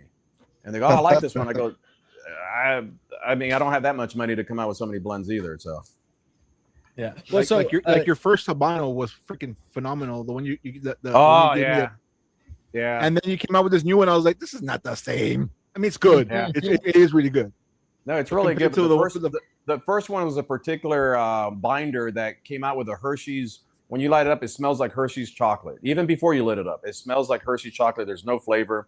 But I was limited of the run of those leaves I bought. I bought a certain, let's say only 5 pounds of that leaf, not knowing how well it's going to be. And it went really well. But that year of that leaf, it was hard to source. So then I made a 180 and changed the binder. So then things change over time. That's why as blenders and brand owners, he has to be consistent like Joey with his cigars. But every year, those leaves that he sources are going to be a little different, and he has to stay very consistent with it because he has a good brand and he's trying to stay very consistent to what he is. And that's the hardest part sometimes. Like everybody wants the same cigar for the next 20 years to taste the same, which is not going to be possible. True. Yeah. So that's why I give cigars to people and they taste amazing. Then I switch it up and then they get mad. Well, I can never get mad at an anesthesiologist. There's roughly 4,382 of you in the U.S. I can't afford to lose you, man. It's too much of a specialty. So do whatever you want, man. If I'm ever in San Antonio, Texas, and I need a biopsy or something, I need you in my corner. Yeah. I'll get a cigar. When you wake up, you'll have a cigar. I got you. There you go. Yeah, so you brought up the number of facings and kind of what limited experience I have and understanding about that is where's the sweet spot with number of facings and the retailer side. How much shelf space is a retailer going to devote to a certain brand? And I know that some of the larger brands have a commitment requirement where they need you to carry a certain number of their facings to be able to buy. So as somebody who has, I'm not sure how many your total facings are, where is the sweet spot to be able to sell to a new retail partner? Well, Joy's, you've been out longer than me, but me being newer, people taking chances with mine is like they have to try all the samples, and then they don't commit too many boxes or so. But if I have like 10 faces, I'm saying you got to buy 3 boxes of each. It's going to be limited. So for mine, that's why mine is like right now. The good thing is that people, all the lounges I'm in, they're moving fairly quick. So anything I'm coming out with, they're wanting to add, and they're excited about it. But I don't know if there is a magic number or not. But I think by Joey can probably say something about that part itself. But mine, I don't know about a sweet spot. Mine, it's a marathon for me. So I'm not trying to rush to come out with anything. I just want to make sure just grow nice and steady. People enjoy my cigars. And it's like each time someone tells me, like when Frank tells me he really enjoys something or someone likes it, it's a passion that drives me to start getting back in and maybe pushing that more or creating something new. And that's what drives me, is more people enjoying the cigars. But for a retailer, because I had a lot of retailers that are happy when I say I only have 3 blends, they kind of like that, because they're like, okay, give me like a 2 or 3 of each. That's not bad. But if I had 12 faces coming out, they have not tasted them or tried them. Yeah. And they don't know what's going to be good for their client. They know what their customers like. And so they'll probably push a certain amount. But I'm not big enough for someone to take all my faces. You got to be very, it's very strategic with when you're in that position in sales. You got anywhere from about 4 to 10 spaces, that you can negotiate with a lounge. Like we carry, all of our Vitolas and series, if I go in there and say, hey, minimum, our opening order is $5,000, and it's, it equates to, 18 boxes. They don't, obviously they're not going to put all that. They're not going to put all that out. And you have to, the tier program, like when we come in, you have, the 4 basics, the Pyramidas, the Bellicosos, the Torpedoes, the stuff that really moves that drives towards more of their clientele. I may come in and negotiate an opening order, just 8 boxes. Yeah, that's usually right there in that point. If you try to go over that, they get a little hesitant, or like, man, let's start with this, let's start with that to see how the brand does, and then they rely on us to market it and help build the brand. Where it's not, is very well known, and obviously others, like Georgetown or Ridgewood or Empire Social, they don't mind at all having 15 facings on the shelf for some Pareil. But for somebody that's just opening with us, it's all about customer service. We don't want to just offer that luxury experience, the luxury cigar. It's we want the service to go with it. So if we want to start with 6 boxes, we're okay with that, because we're confident. You guys know we're confident with the cigar. That usually is the talk about how great the cigar is off the table. We know it's great. Mm-hmm. Now it's talking about space and price points, and if they have the clientele there that do spend $45-$50 on a cigar. Yeah, because when people, a bunch of lounges, especially at PCA, are like, well, what's your minimum order? I said, hey, take a box of each. 1. Yeah. Right. Like he said, like, I know my cigars are great, that they're going to enjoy it. People are going to sell. They're going to reorder. But then they have lounges that want exclusives, right? And then they're going to want exclusive and carryover brands, and then they're going to want discounts and stuff. So then, for me, for exclusives this early is kind of hard for me to do. Sure. Because when you're talking luxury, I mean, it's not something, luxury is not discount. It's for the discerned few that want a premium cigar. That's where it comes into play of, it's never, that discount is really never in play. The build of the brand, if we give, quote, a deal or a discount on anything, they still have to buy in at a certain point. And then, we give them boxes, if we have a membership program for some of these lounges that have the locker stocks.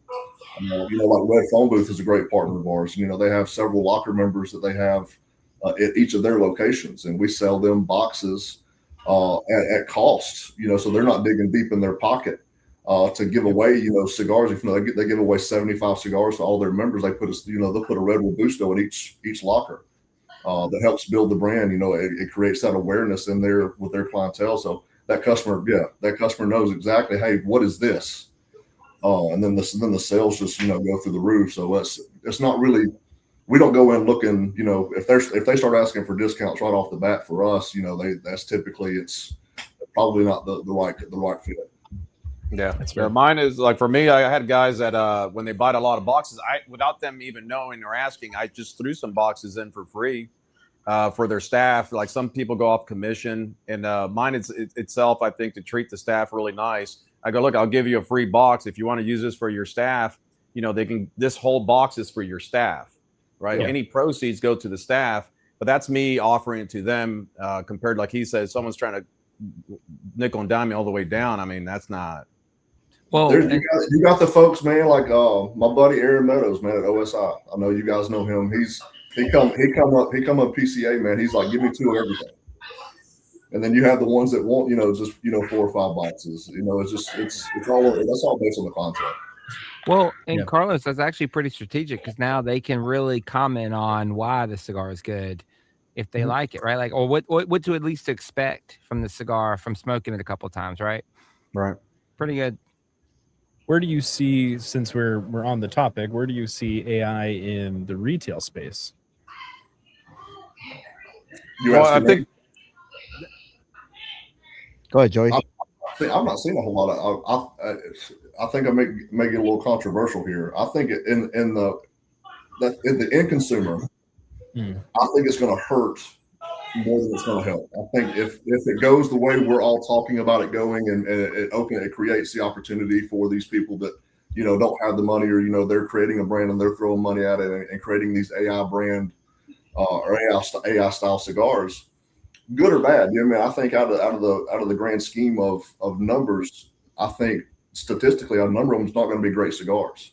If they're trying to be mathematical about it and they're partnering with just anybody who will partner with them, and they're not using these master blenders and rollers that are just putting together this mathematical equation, they may go through 4 or 5 rounds of their opening orders of these cigars that just not being quite what they wanted. And if they do get retail partners to partner with them and they buy them and put them on the shelf, and now they are in our world, you got to look at the percentage of the U.S. and population of how many people out there are smokers in the U.S. I mean, you got 1%, 2% at the most that are smokers, and lower than that are cigar smokers. Yep. And then you break it out even further. You got 0.005% are actual aficionados, people like us that smoke on a daily basis that pick up and have a palate for recognizing great cigars. So when the end consumer, when you have somebody that walks into a humidor they started buying a bunch of AI brand cigars that are not great cigars, it may turn them off. They may grab a cigar and they're like, this is just not that great. And in their mind, they've associated cigars with something that they don't really enjoy. I was guilty of it when I started, not like Carlos at 14 years old, but I remember smoking a Monte Cristo that I just wasn't a fan of. It wasn't kept right. I didn't know about the humidity. I didn't like cigars because I smoked a bad Monte Cristo. Later in life years, I smoked a few other ones and enjoyed the heck out of them. And that's when I started grabbing a few cigars every time I went in the humidor that I've never had before to expand my palate and grow my love for the cigars. I think ultimately the end consumer is going to really put a test as far as competition is concerned, as far as facings are concerned, when we have a premium cigar that people are passionate about and not focused on guerrilla marketing and putting these AI generated bands on and these AI generated blends of people that are just coming in the industry that don't have the passion that we have in the industry for making great cigars. It's going to make it even harder for us to compete with that at the price points they're going to come in at. If they're coming in with $10, $12, $15 cigars, we're selling a $45 cigar, and somebody that doesn't know a whole lot about what a premium cigar is, of course they're going to go for the cheaper, $15. They can get 4 or 5 for the cost of one of a Cigar. Right. So I think it's just I think ultimately for us, I think the legacy brands, the name brand cigars, I think they're going to be okay. They really control it from a recognition standpoint, but I think ultimately it's going to put a damper on some of us smaller guys. Yeah.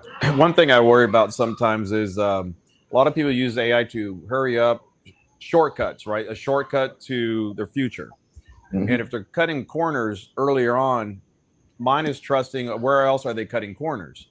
Even like me with factories, a lot of times I get factories that'll send great samples, awesome cigars, blends, and then they'll do a bait and switch with the leaves, right? Mm-hmm. They cut corners of how they roll or how they draw test, if they draw test at all. So sometimes mine is like a lot of these cigars. That's why the construction will be shitty on some cigars, is there's not consistency. And it will give a bad name for people that may be wanting to start cigars and they grab that one cigar that was corners cut, AI blended, and they're like, oh, this is what all the fuss is about. And they get a bad taste in their mouth about it.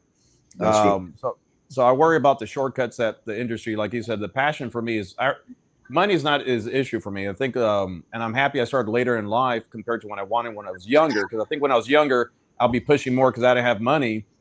That I'll be trying to make a business out of it compared to a passion. It's not a hobby. This is not a hobby for me. So for me, it's a passion to come out with something that I put my blood, sweat, and tears, my thoughts that come out to fruition. And I think people can taste that. I mean, the same thing. I actually, one of your those cigars from Joey's brand, Frank, I think pointed it out one time at Club Humidor, and I tried it and I really enjoyed it. And it was something that I would buy. So, and I'm pretty straightforward with people, and I can taste when something is really done. No shortcuts done itself. There's consistency in that brand. So anytime I know that someone gives me one of his cigars, I'll be probably happy with it no matter what.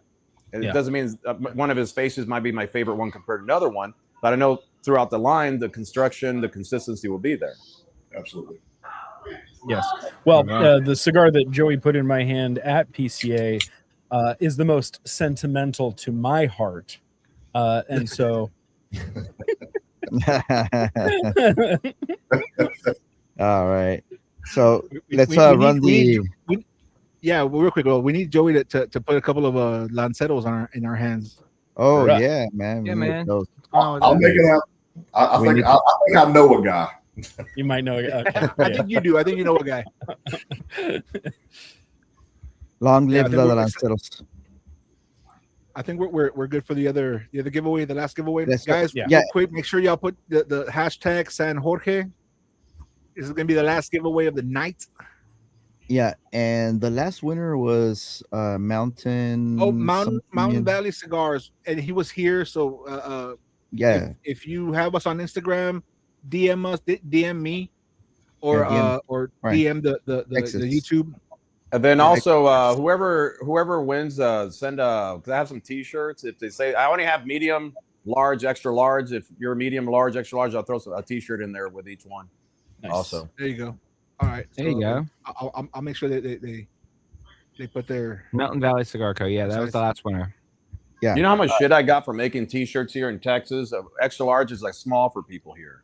Yeah, Everybody's asking for a double X, triple X, and I didn't make those. 600-pound life is filmed here in Texas. So yes, that is. Sizist. Well, if they're anything like Randall, if they're indulgent like Randall, they'll just go lose weight so they can just fit into the shirt. That's what we do here. All right, here we go. Again, if Randall or Frank wins, because I saw them put their name in there, they're going to give away an extra 5-pack of cigars. Okay, here we go. I'm down. Yeah, I'll If my do it. name comes up, I'll throw a 5-pack. There If you my go. name- It won't be San Jorge, but I'll throw something. That's what I like. All Oh, right, and he you just go. entered A too. late winner. Yeah. Yeah, M0B718. we got Texas Story. I saying gotta- we gotta have It seems like that could be like Randall's AI account. Have to have torta sizes. yeah, torta The sizes torta as well. sizes. We need Blue Charles for Barkley. me. I got 5 more cigars for myself. And then- Dude, it looks like an AI account with the V for Vendetta mask and the Yeah. Matrix It does, style. it does. Where you at? Yeah, he's here. If you have us on Instagram, send us a DM. Send me a DM or send a DM through to the Stogie Society podcast Instagram, and we'll get you. Yeah. So like speaking of Triple X, that movie came out in 2002. Carlos was like, "Hey, I have shirts. What size are you?" I'm like, "I'm a 4X, bro." Like a 2. He's like, an XL. I'm like, "No, dude. I mean, you really want that fat guy in a little shirt." Carlos is like, I got mediums. You're like, yeah, it doesn't do anything for me. It'll So fit on anybody- one you can put- arm. Anybody I think can put it over my AI head. is- Nice. Anybody think AI is gonna recommend some Brondo for the crops? Anybody follow the idiocracy joke? Oh, with President Camacho. It has electrolytes. The plants What? crave. Use water? It's the thing plants crave. You mean from the toilet? Toilet water. That's the only reason we have Crocs, by the way. Yes, that is First the only showing reason we of have Crocs. That's the That's only very reason true. we have Crocs in this world right now. Because in the Middle East, they used to shit out of the castle into the river, and then the crops started growing across the rivers. I'm not sure, dude. Is that That's how how it works the- in the Porta tent? And where's everybody else located? North Carolina. One at a time, please. California, Carolina. Carolina. Shit. Isn't there Okay. a song like that? Heads Carolina, something tails California. Don't pretend like you don't know it, Frank. You just tiptoe. Sing Ain't there a song about that? I know this guy. I do know. That's why I said it, bro. Like I mean, I'm not Frank's gonna like- lie. Isn't there a country I'm- song? I'm from Georgia. I love country music. Right I on. love So country music. so Steven and myself are in California, Los Angeles. Randall is in North Carolina. And you know where Frank is. Frank is like your neighbor, right? Frank and Cortland are in San Antonio. San Antonio. And Joey, where are you at this evening? Because I know you changed Atlanta, Georgia, right? Yeah, Atlanta, Georgia. locations. He's home. He's We home. need to Two get states down. Joey some San Jorge cigars, by the way. There we go. Hey, Yeah, man, I've Southerners. never had one, so definitely need to get my hands on some. We'll get you some cigars.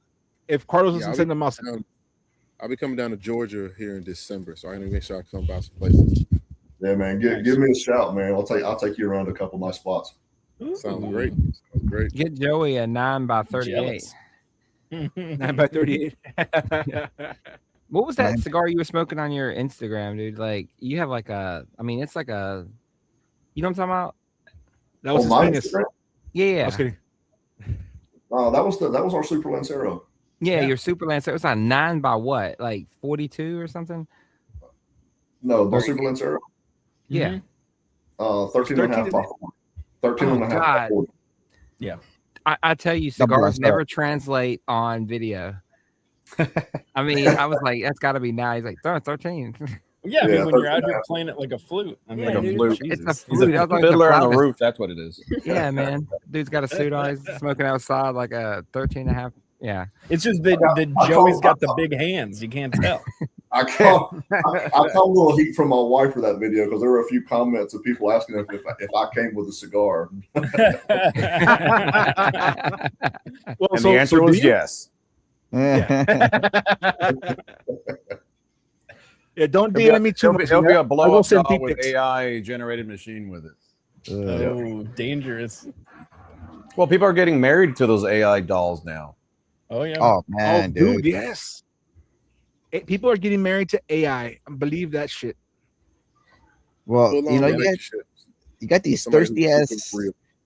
dude. Like those AI generated accounts, like send DMs like left and right. Like you can tell what the AI generated account looks like, and I'm surprised at the number of men, right, of us men that fall for it, dude. Like really, bro. Dude, seriously. It's like, yeah, it's crazy. I feel so judged for my pastimes. Okay, I want to be entertained as well. Okay, I want internet connection. I'm all about community. Cortland I'm feels all about triggered. making connections here. Oh man, dude, that's crazy, bro. Does your AI Somebody- chatbot like compliment your selection of cigars? 100%. It tells me such great things. It was Baby, like, hey, you picked the you want best to cigars. exactly? Hey, you want to learn about AI cigars? That's such a good idea. You're so well suited to do these things. How about you make a bunch of videos about you doing these things? That's going to be so great. It's going to impress everybody. Here's 15 different AI prompted videos you can make in the next 2 weeks. I think you'll do great. Nice. Yeah, but I think someone made a comment about AI and retailers. I think some retailers are starting to use it that because they were never like tech savvy. You see their Instagrams, they don't have much of a following. Mhm. And I think it's helping them a little bit create, but like Joey said, then all their events have the same, AI generation. But I think it is a good kickstart for a lot of retailers because they need to advance with the times and technology. Yeah. Also, Yeah, there are some direct to consumer that I've MLBs and seen like that Nice, man. are real bad on the AI thing. Some that have 50 different facings and they're all AI generated. Yeah. I follow an account for a cigar lounge in Arizona, and I can tell that they use so heavily AI. I'm like, hey, what does your actual place look like? Like, I'm going to go there, but I don't know what I'm walking into because you keep making all these different AI generated images of what to experience or expect, but nobody knows what your actual lounge looks like. Well, in fairness though, like if you remember when Ralphie Smoky Justice started, it was all AI. I honestly, I even told Ralphie, like who's the owner of that lounge, I didn't believe it was real. Like honestly, I was like, dude, this guy does not seem real. It's all AI pictures. But then when he built his lounge, it looks like some of the AI pictures. You're like, oh shit, I understand his vision. But it's when you're starting, yes, you're gonna have their AI. But then once you start building it, then that's when maybe. Well, yeah, you use the real pictures of everything that you start doing. Just like cigars, people do AI cigars, and then they'll start taking the real pictures of those cigars, posting it up. So I think it's a good start, but yeah. Yeah, definitely a good start because, sometimes it takes a little bit of help kickstart to get the noggin working, right? And then you can go from there. Yeah, I get it. You got to bootstrap at first to be able to get people in the door, get you interested, give them something to follow so they can then try to get into it. But at a certain point, I need proof of concept. We all need something. Like, you can tell me a story for so long, but I need something that actually tangible about this story before I can really buy into it and then start talking about it with somebody else. If you take any kind of social media training whatsoever, the biggest niche in catching a following is being authentic, and AI is not it. No. Yeah. Getting on and getting in front of the camera and just talking and being yourself and doing what we're doing right now is the best way to gain followers, man. To try to catch them and put yourself up as AI or make AI videos, man. I think it's a very, very narrow window. You're going to catch anything. Well, it's just like Frank. I told Frank we did that little fun video the other day because I like joking around a lot and I like showing what person. I'm very monotone, but I like showing personality because that's who you are. And people start acting like they feel like they know you. So when they meet you in person, it's like they've already known you for years almost. Mm-hmm. And they start liking the person itself. And you show your true self. You can be an asshole, but some people are going to like that. But that's who you are. And they know what to expect compared to doing some like on false pretenses. And when they meet you, you're a totally different person, totally different cigar, totally different place, lounge. So, yeah.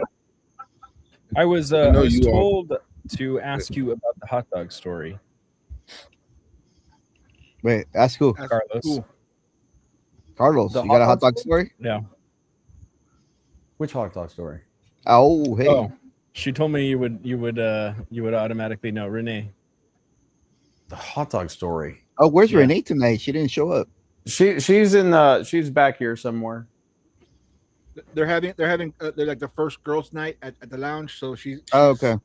Dude, I'll say this much: as smoking, it's the most girls you ever seen in a lounge in general. Like this place, he kind of built it for like men and ladies, and it's almost the 50-50 of guys and girls, smokers, and I'm trying to see what hot dog story she's talking about. Which one of the many or what? The many, the foot long or the or the weenie? All right. The cocktail hot dog, cocktail Frank. Yeah. I sent her a message back. He doesn't remember that. I got too many stories. So yeah, too many wiener stories. Oh no, too many wiener stories.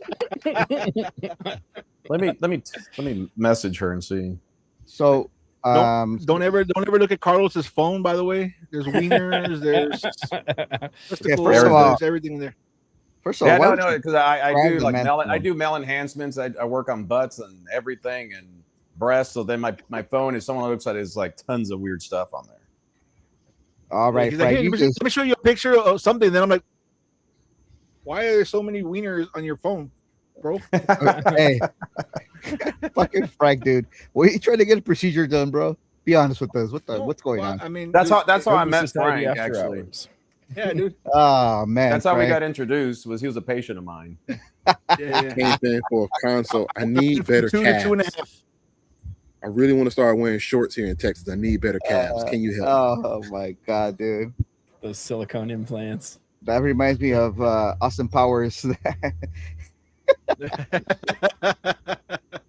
Now I'm curious because now I want to know what hot dog story. All right. Well, while you're looking that up, we have a guest here, Cortland. Do you have social media as well, Cortland? Do you have an Instagram? YouTube? What do you Yes. got? So my Instagram is Measured in Ash. So with Measured in Ash, I focus heavily on community building, based around cigars, tequila, and coffee. Those are three of my big passions that I have. Really been enjoying that whole thing. We just finished up our first Measured Sips, which is we did a coffee and cigar pairing. We have several more coffee and cigar pairing events coming up here in the San Antonio area. Working on ones, building them out as well in the Arizona area. And then along with partnering with some of my great folks that I've talked to over time when it comes to tequila, getting some great individuals who do tequila pairings and then bringing those worlds together as well. So building out these different communities, because right now we got a whole bunch of people in these chats, right? And they're all talking about different things and it's all based in their experiences. And it's a situation of we all like find out about cigars and learn about cigars in these different like silos of like, this is what I think this cigar should be. But hey, let's come together with other individuals, have a featured cigar, have a featured coffee, or have a featured cigar and tequilas to really build these things out and develop people's palate in a community environment where they're like, oh, you're getting this, I'm getting this. Let's do these things together. Very nice. So you do that just on Instagram, or do you also have like a YouTube channel? I got a weak YouTube channel. I'm trying to develop that piece out, right? Like it's such a weak one, but at the same time, the Instagram is where I feel the most connection. So we have Instagram, Facebook, Threads, weekly on TikTok when they're not blocking my stuff. But outside of that, Instagram is the main thing. You can find me there and then find all the other associated accounts that I help develop those different things. Because a big thing for myself is, once again, highlighting these different cigar brands, right? San Jorge is one of those other cigar brands that I have, and also small tequila brands and smaller coffee brands that are here in Texas and in Arizona. Those are the main two places I'm based out of. Just trying to grow those communities and grow these individuals who need that leg up against these bigger spots, right? We go to things like we have giant, like, hey, Cigars International. They're amazing, but the thing is, you're not going to get a smaller brand like we have for these individuals to be able to break through that noise. So these are another way to highlight them so they can get their word out, not just by a reviewer, but a person's firsthand account. Awesome. All right. So anybody interested, you can catch them at Measured in Ash, just like the name says there. All right. We got Carlos back. You got that hot dog story? Emery. Hey, I want to say hi to Cortland. He's such a good guy, you guys. He's such a good dude. He paid her for that. No, he didn't pay me for he that. Paid her. I did. He's all right. I'm not gonna lie to you. I did. Fader and Cigars. Nice. So you got a hot dog story for us now, Carlos? Yeah. So this fat freaking head. Now I know what she's talking about. This fat head, see his hands, right? I will be decent since I'm female and y'all are men, but I told my Grok to put something in his hand and it wouldn't put what I told it to. It rhymes with Cox. Oh, a rooster. Okay. A hot dog.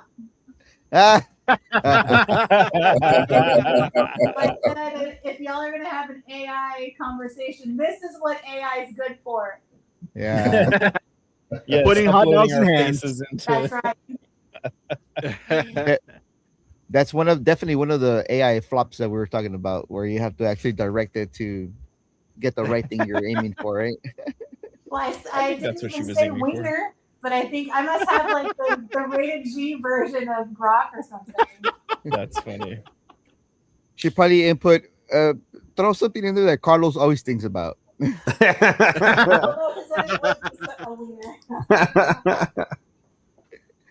guys all right. There's a good tip in the comments.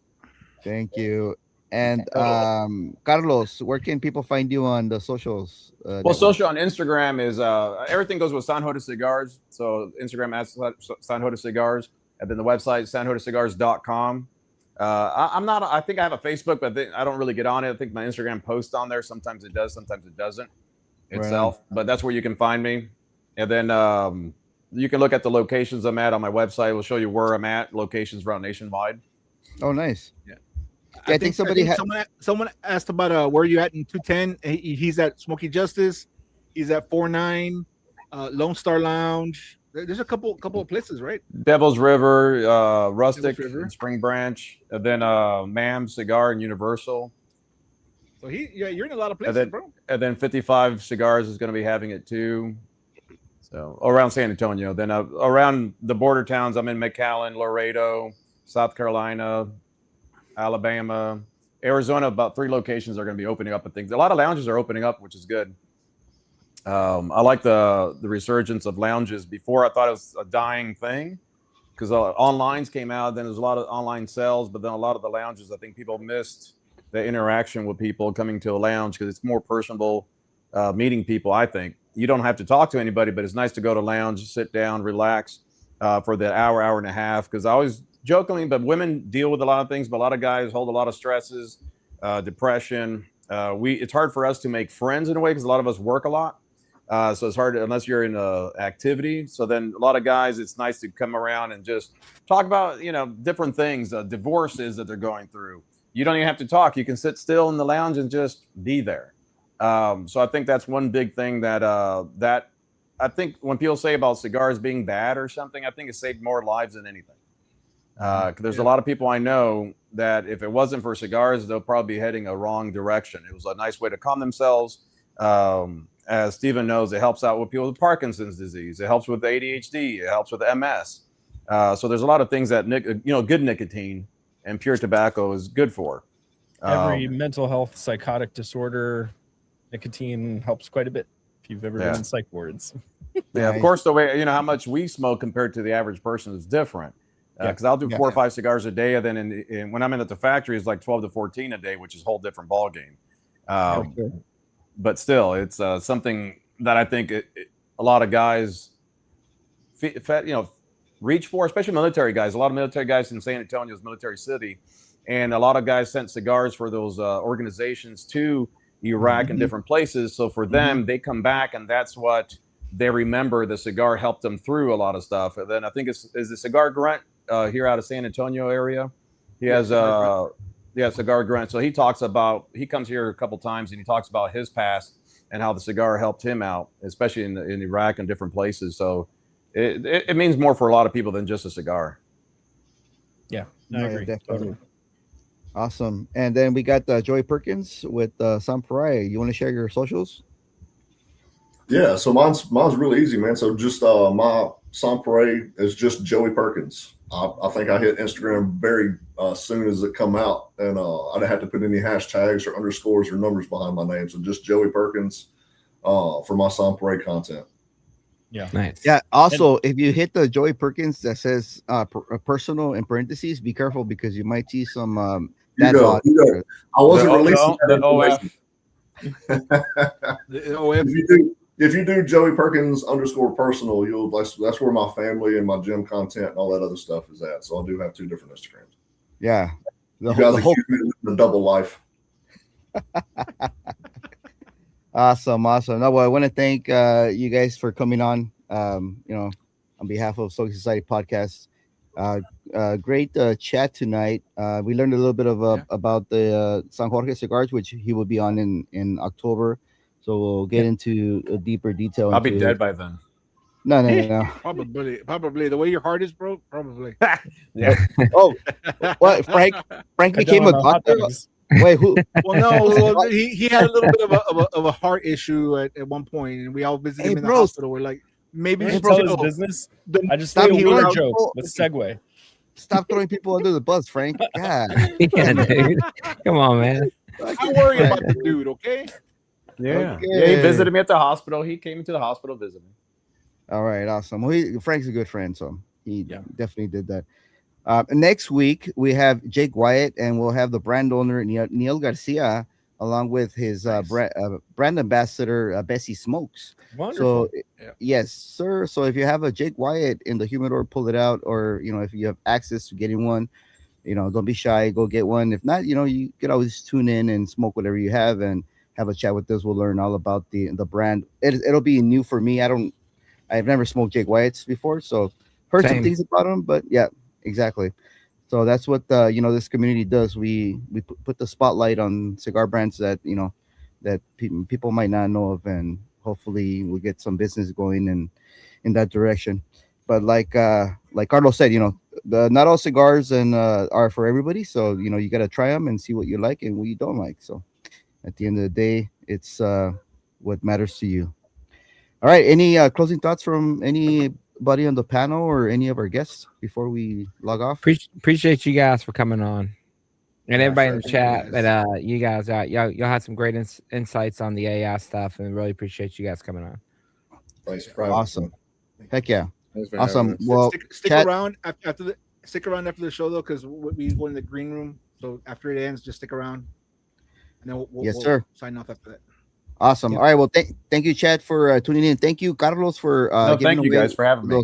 those samplers to our guests, and hopefully they enjoy them, and you'll get some business out of that, and we'll get the ball rolling.